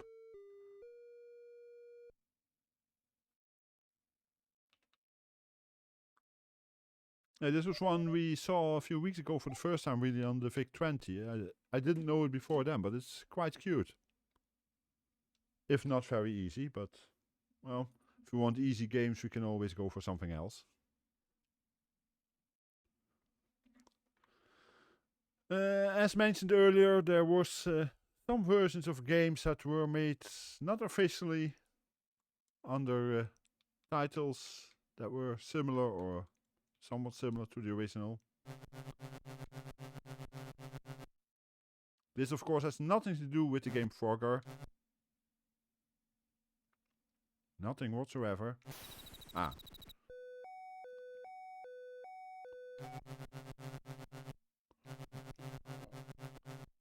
Any similarity is pure coincidence.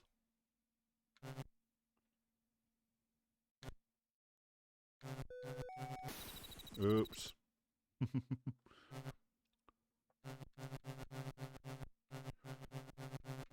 The police car frightened me.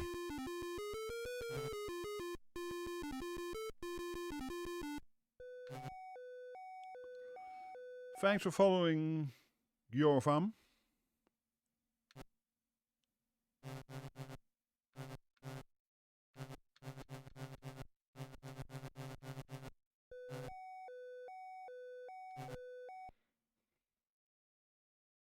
Gio, okay. Thank you for following, Gio. Welcome in. And hi, of course. Yeah. As you can see, I'm doing 1982 games for the Commodore 64, the first year of the Commodore 64. And as always, the last one is the hardest, or the left one is the hardest one to get in Froggee versions. I'm doing good, and yeah, I love retro too. I'm, well, I guess I'm retro myself by now, but I played these games back in the 80s myself, be mostly on the ZX Spectrum.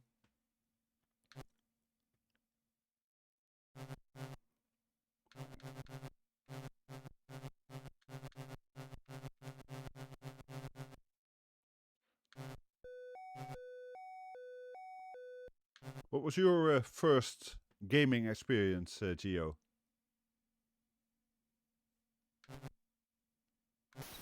Ah, wrong.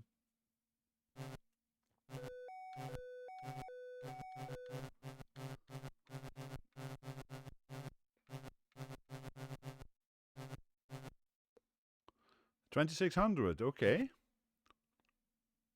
From 1977, I think, eh? The original one.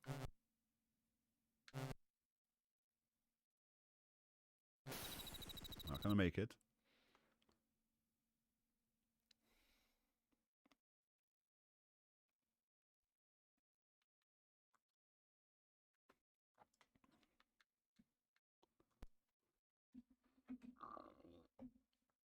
But yeah, that was a variation on Frogger called Froggee.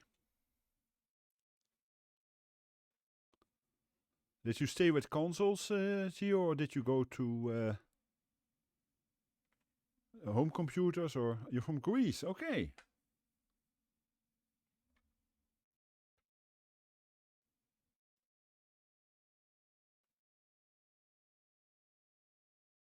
Trying to think. No, as far as I know, my first viewer from Greece.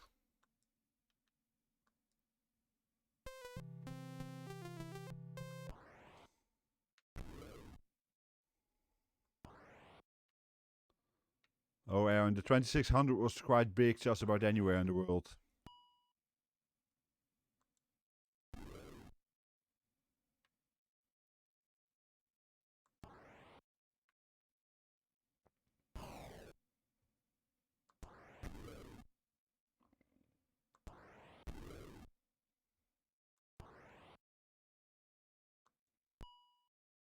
Okay, so I shouldn't be hitting those.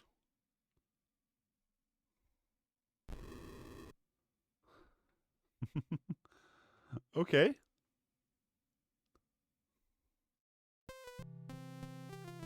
That's nice info, sir. I actually didn't know that. Let's get out of the way, because that won't come back. Yeah.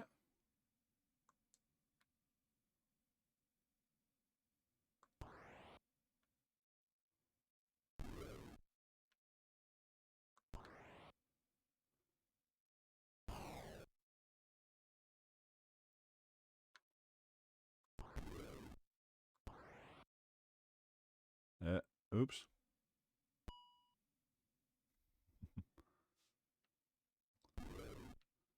The CPC and then the C64, I'm assuming.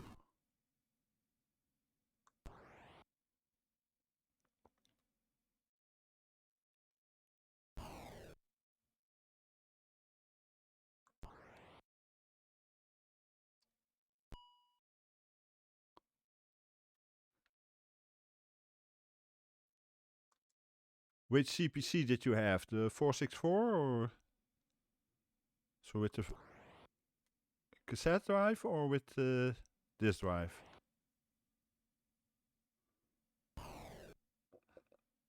A 6128, okay. So 3-inch floppy disk, 128K RAM.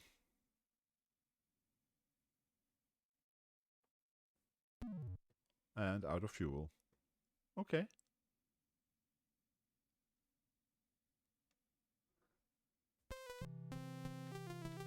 Yeah, as mentioned, I was originally a Sinclair guy, so I had Timex Sinclair 1000 first, basically ZH1, and then I got the ZX Spectrum. Until 1990 when I switched to PC. But I do have a few newer Spectrums, including the Spectrum Plus 3 with the same fabulous 3-inch floppy drive.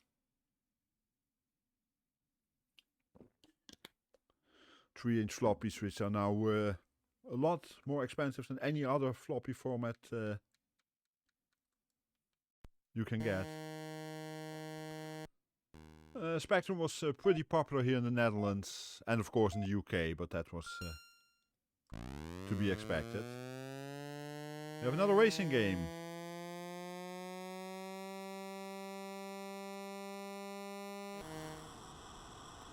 And the idea was not to crash, I guess.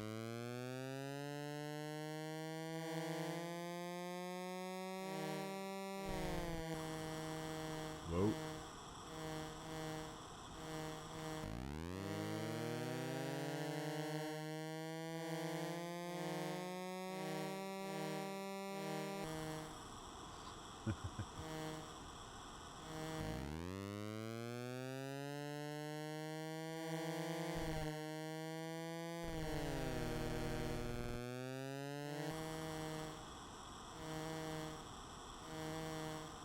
It's actually not bad. It's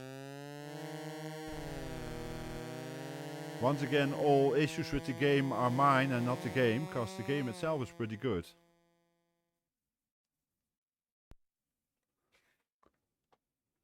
Okay, did you have an Amiga, Gio? Because if you had, then I have to advise you to look into Amiga's retro gaming channel. Okay.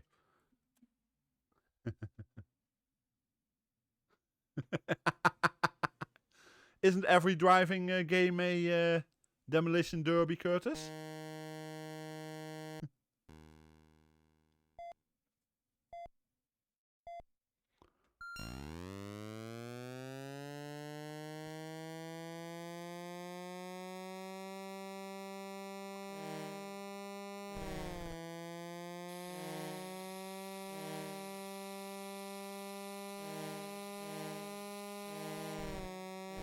Oh sure, let's go for the night.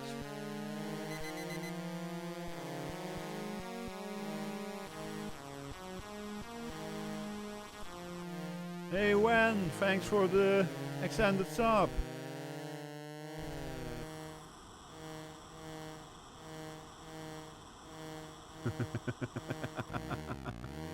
Yeah, I know. Twitch is always bugging us about that with the new month sub. But I still appreciate the sub.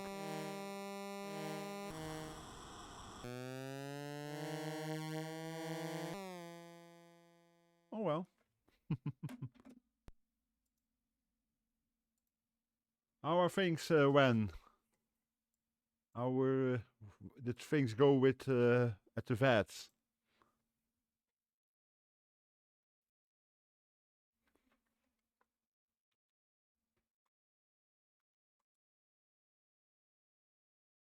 Uh-huh.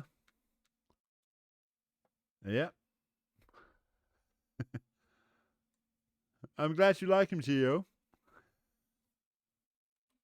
I thought I'd do everything among a theme of my channel. It's retro gaming, so...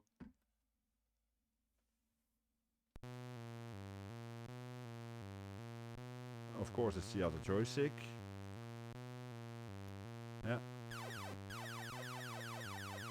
And I'm still not good at this game, any version.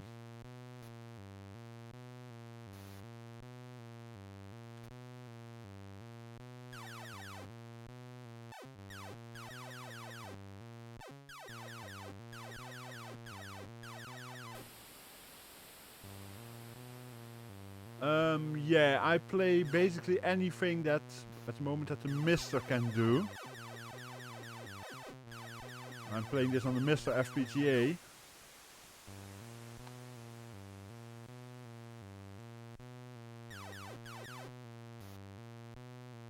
Ah, poor kitten.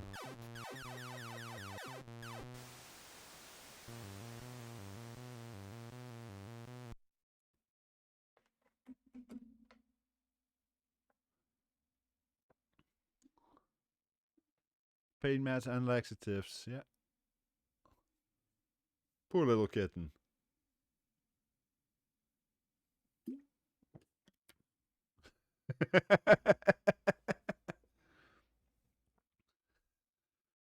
Yeah, it costs you money, but I'm sure the kitten is in pain. So that's why I say poor kitten.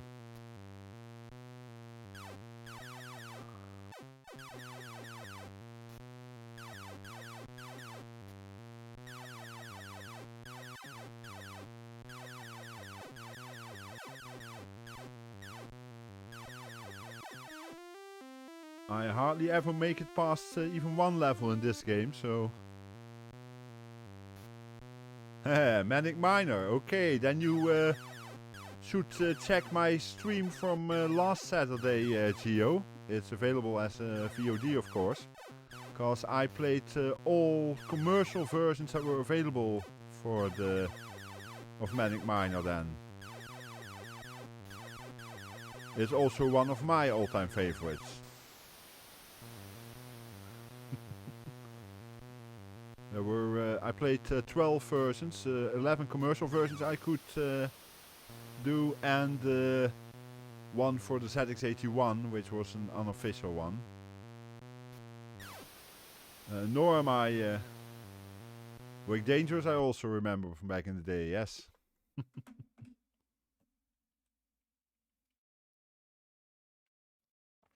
Okay, I see we missed a number, so that's probably this one, I'm guessing. No. A cartridge. This is another classic that Matt Smith actually said he thought of when he started making Manic Miner. He based it partly on this game. Even though it's quite different, but yeah. Miner 2049er.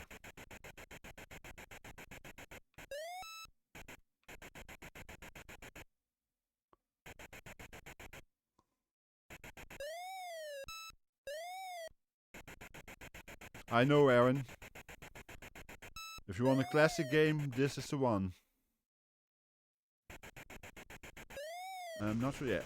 I forgot that I could take him. Thankfully, I could.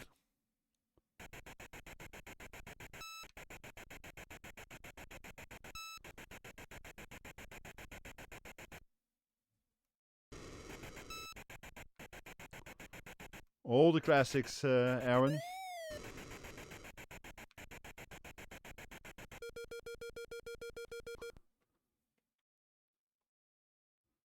This one does feel a bit easier than some of the other versions I played of the game, though. Ah yeah, we get the shoots now. Well, if I remember correctly, I can do this, yeah.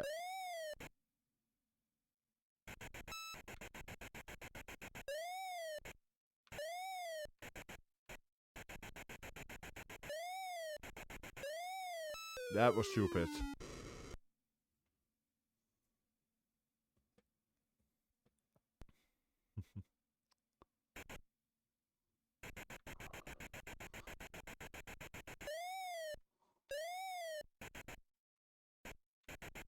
I never played the Atari 8-bit version. I will have to do that at some point, because it's of course one of the classic versions.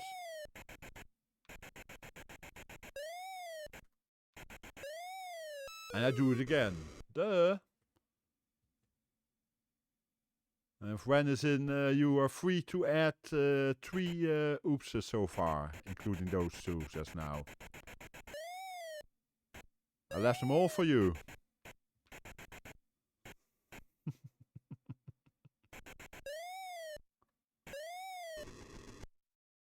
Ah, I didn't know I could hit him there.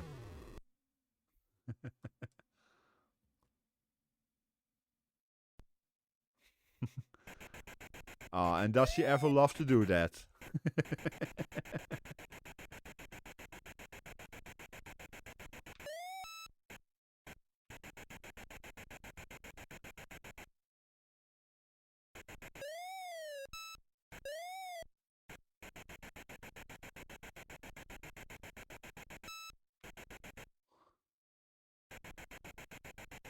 I never quite know when I can and cannot touch any of the opponents.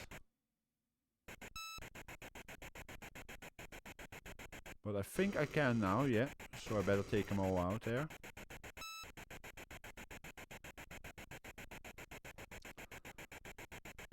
Yeah, when I thought you might want to get rid of a bit of aggression after the vet bill, I thought, leave some oopses for when.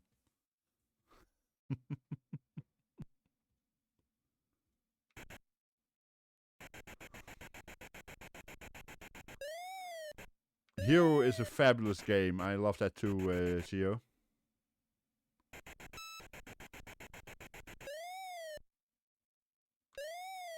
Come on. Now, let's see if we can do this correctly this time. Ah, that was too close. Okay. There we go.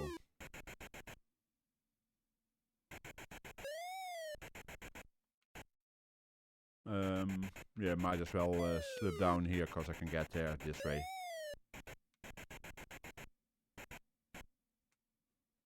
This is actually a game I haven't played much, so I'm probably using tactics that don't make sense to most people, but...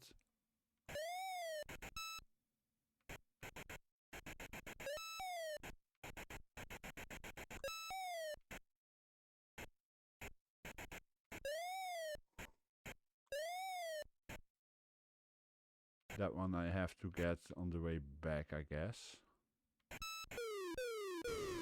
Should be safe now. There we go.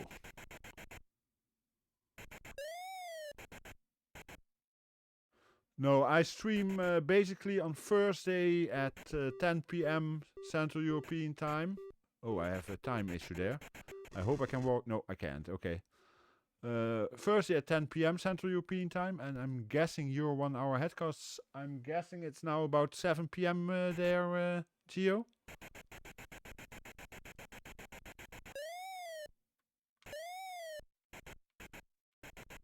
And on Saturday at 4 p.m. Central European Time.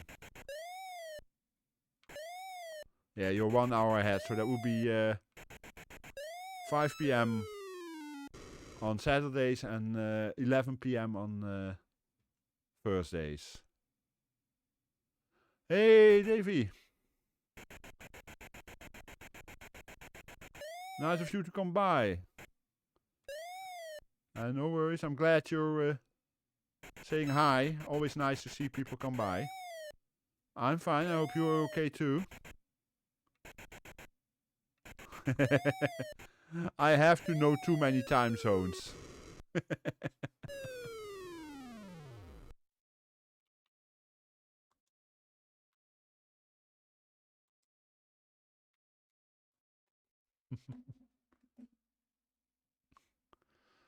Time zones is what I have to know. Used to have to know too much of as a system admin for an international company.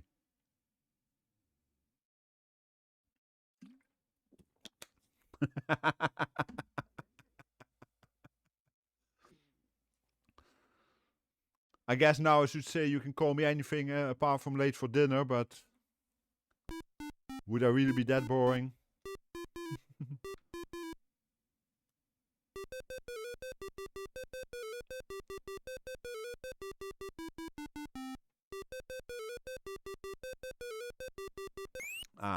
Eek.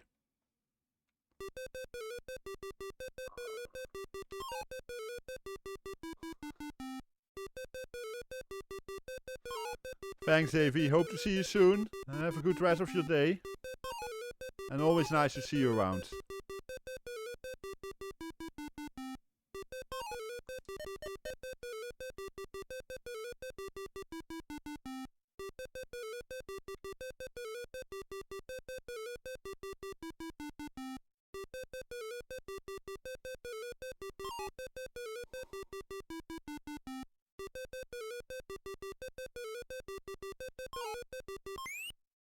Whoops. Yeah, this is once again one that was originally on the VIC-20 Curtis. I played it there too a few weeks ago.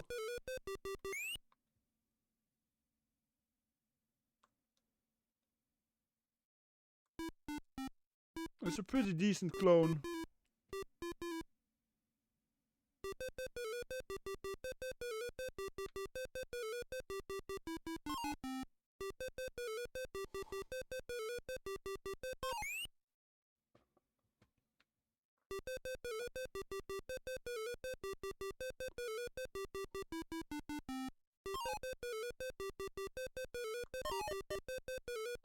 Oh, I forgot about the cat.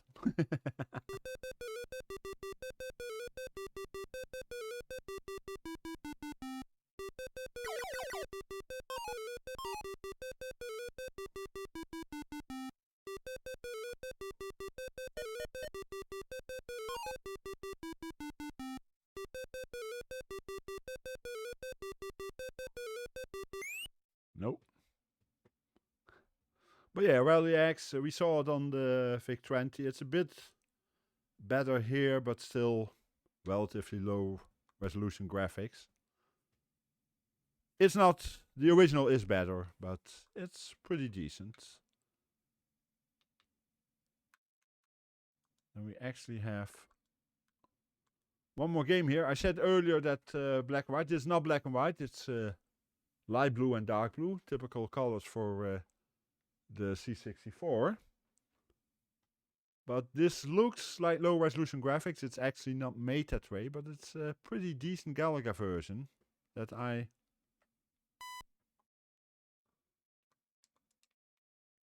Of course it has the wrong joystick ports.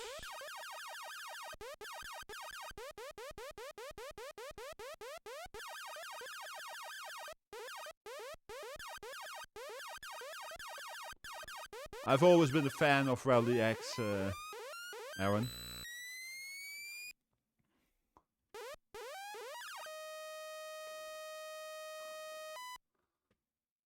Despite a bit of weird graphics relatively, this is actually not a bad Galaga clone. I'm bad at it, but that's not the game's fault.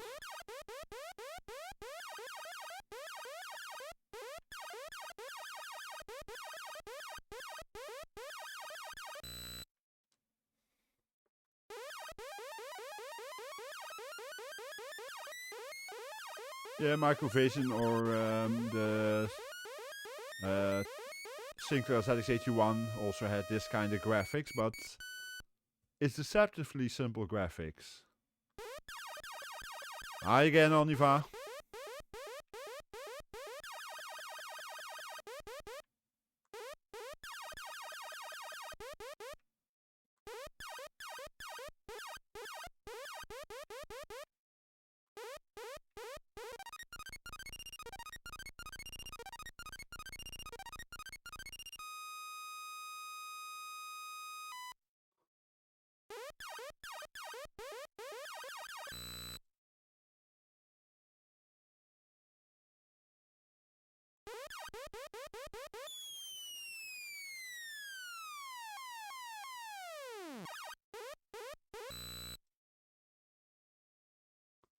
Okay, Wen, enjoy your supper. I will probably be on for about another half hour or so, because I will be trying an adventure game in a bit. A not very good adventure game, but just to give a bit of an idea of what we had back in the day. That's the only game I will be doing after this one. Thanks for coming by, and good luck with your kitten.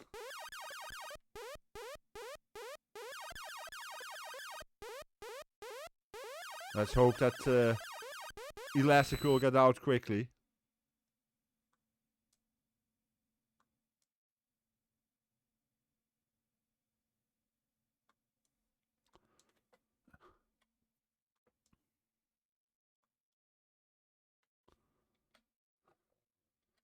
And yes, hon, I know. It all takes practice. That goes for just about everything.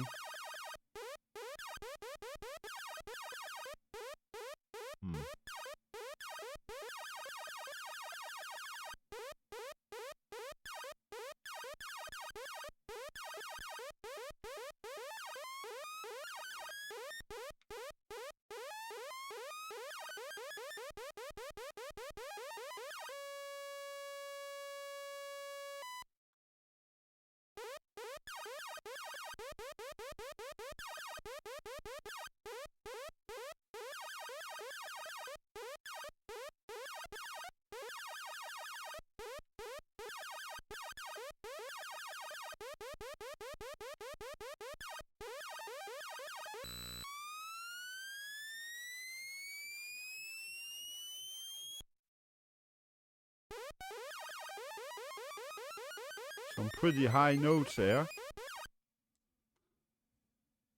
And I got a fly in, it seems.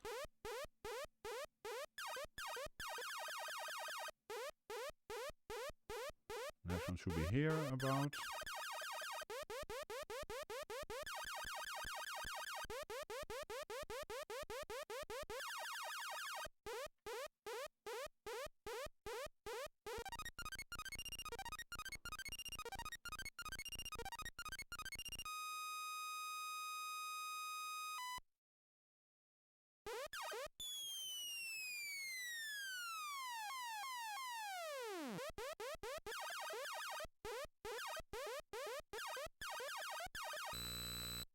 Whoops. Had to happen sometime.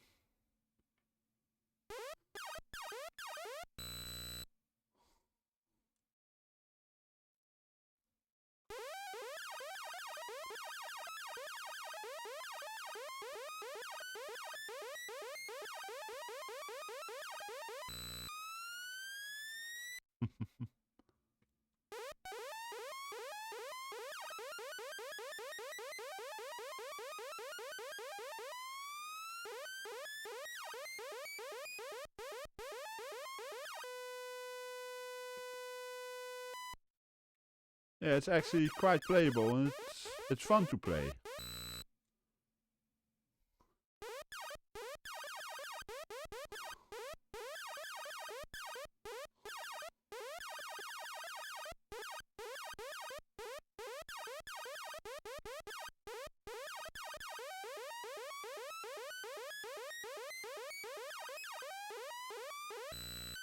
Whoops.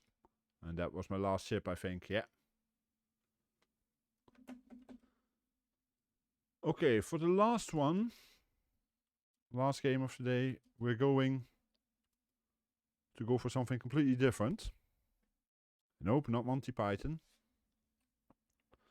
It's an adventure game. Now, as I mentioned, it's not the best ever adventure game. I still went for it on purpose because I know it's not that good a game. To show, especially people that had no experience with them, what we had to work with back in the day.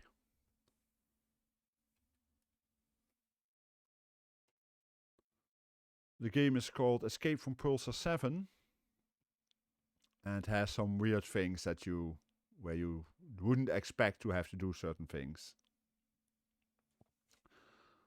I don't know if any one of you ever played this one.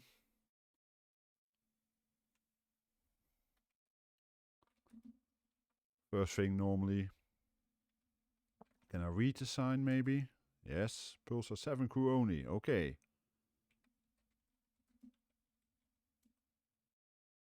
Ah, you find something.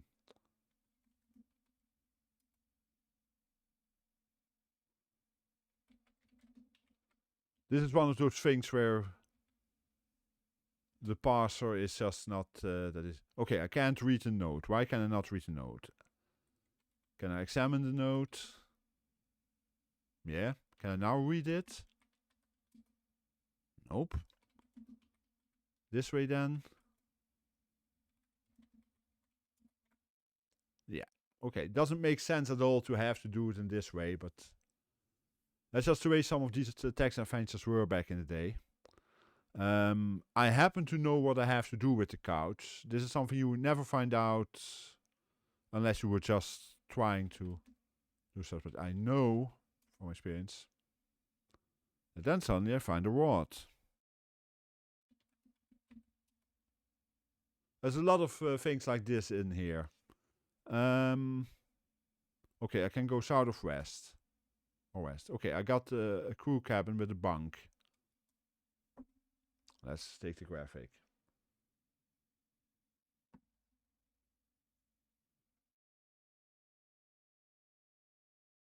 I enjoyed text adventures back in the day, but I preferred them a bit better than this one.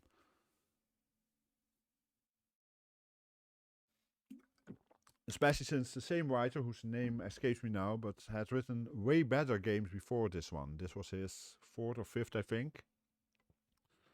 I'm gonna do something that I know will kill me.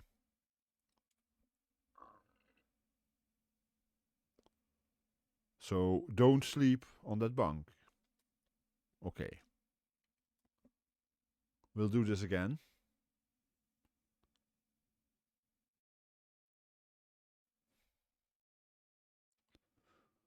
There are a lot of these kind of deaths that are just unavoidable unless you have played it before. It's a lot of...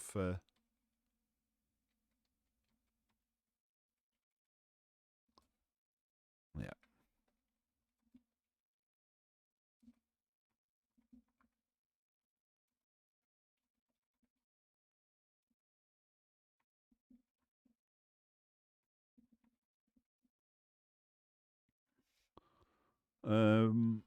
We can go south. There's a bunk with an open door. Now you think, if I close the door, I may go to sleep. No.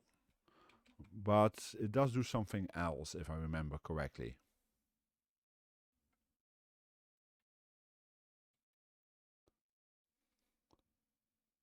This game, by the way, also came out for other computers. It was a pretty famous or infamous game.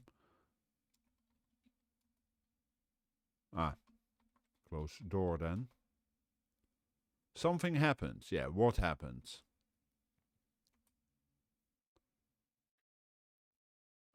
Now, if I go sleep, once again, I will be killed, so I'm not going to do that. If I remember correctly, and this is about how far I remember the game. Because I can try to examine the bunk. It doesn't bring me anything. No. There is a pillow there, but no. Now I think I can do this. From a long time ago. Yeah, now I'm on the bunk. Why on earth one would have to do that?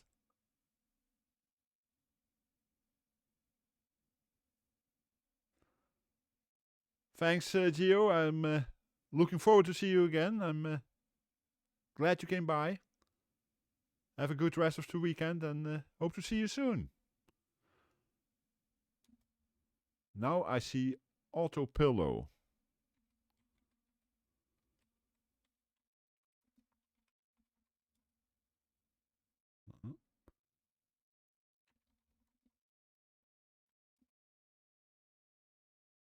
And then suddenly you find something. It's the setup doesn't make sense.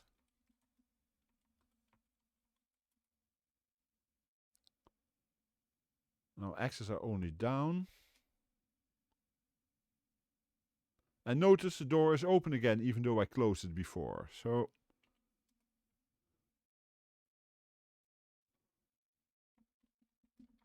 I don't think I can. No, I can't open that door. Was there west? Can I go on the bunk there? Yeah. Ah, air vent.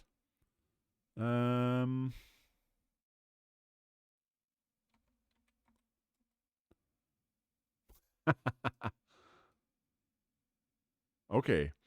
And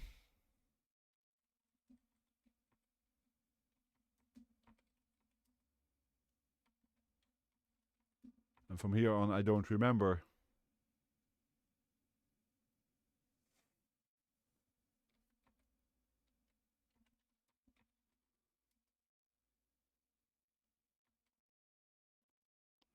From here on, I don't remember. Now, I do have the text available here.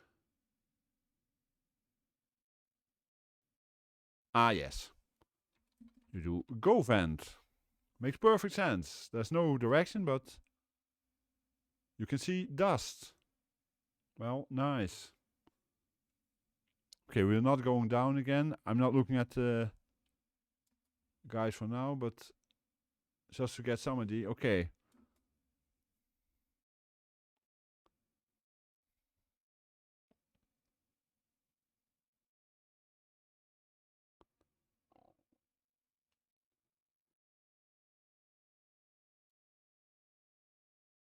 Let's guess.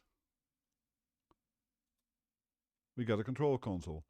At least this version, unlike the earlier VIC-20 and TRS-80 version, for instance, does have graphics. Although some of the fill routines could have been better, as you can see.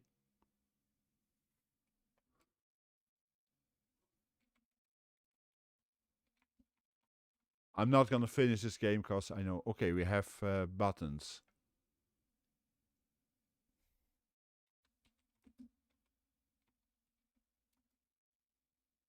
Okay. I'm gonna gamble that this will probably kill me. Nope. I need something more. But yeah, this was the way we had our text adventures, and nowadays I can find solutions for that online. This whole game can be done in less than 10 minutes with the solution. Back in the day, you could get a advice sheet, official hint sheet from Adventure International, which you, I think, had to pay for, and they would send it to you. And then let's see, what is it here?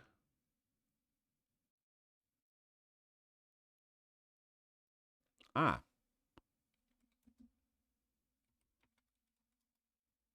No.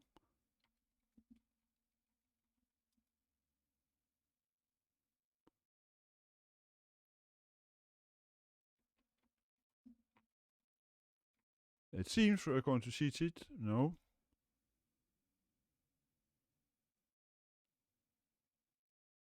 Okay, Aniva, see you soon. Bye-bye, hon. Well, according to the cheat sheet, it says here, by the control console, maybe this circuit board fits in there somewhere. But which command to use, who knows?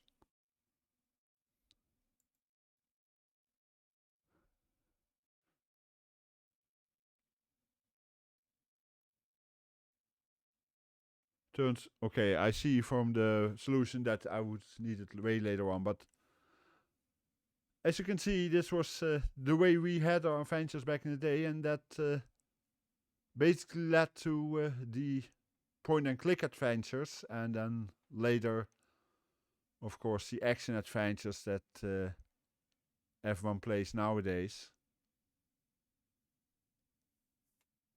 But they were a different time, and this was not the best one ever. I'm still a fan of The Hobbit on the Spectrum, but I thought I'd leave this in as a bit of a final game just for fun. I'm not going to continue with that. I'm not going to do that to anyone here, because it will be boring to continue with this. Yeah, that completes this stream. C64, it's a bit of a weird one. It's a bit in the middle of the computer revolution. It's early enough that it still got quite a few of the less than perfect games, the basic written games, same as the Spectrum did.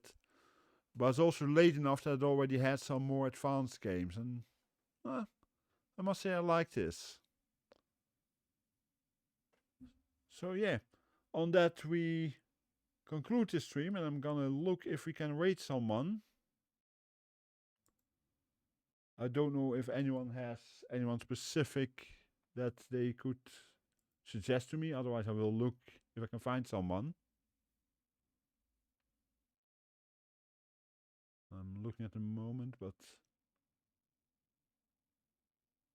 yeah, the sprites and the SID did help there a lot, I agree.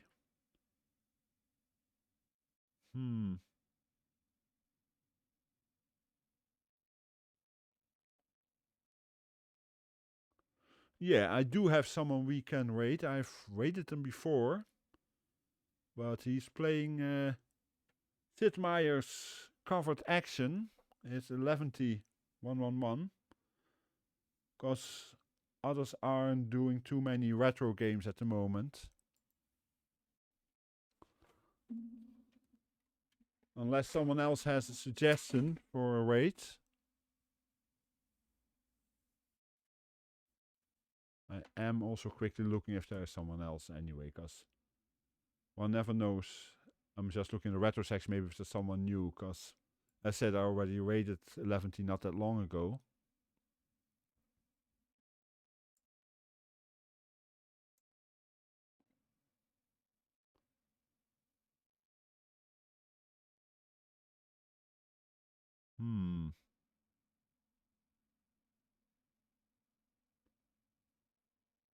No one any ideas, guys?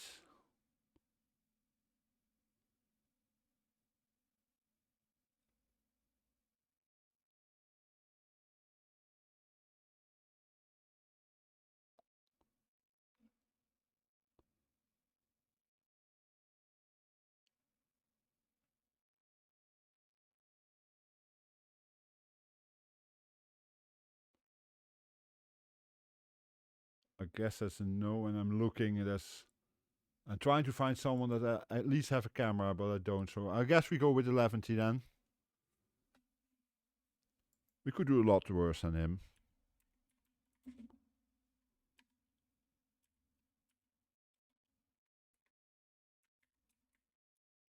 I always have to check how many ones he has in his name. 5 of them, okay.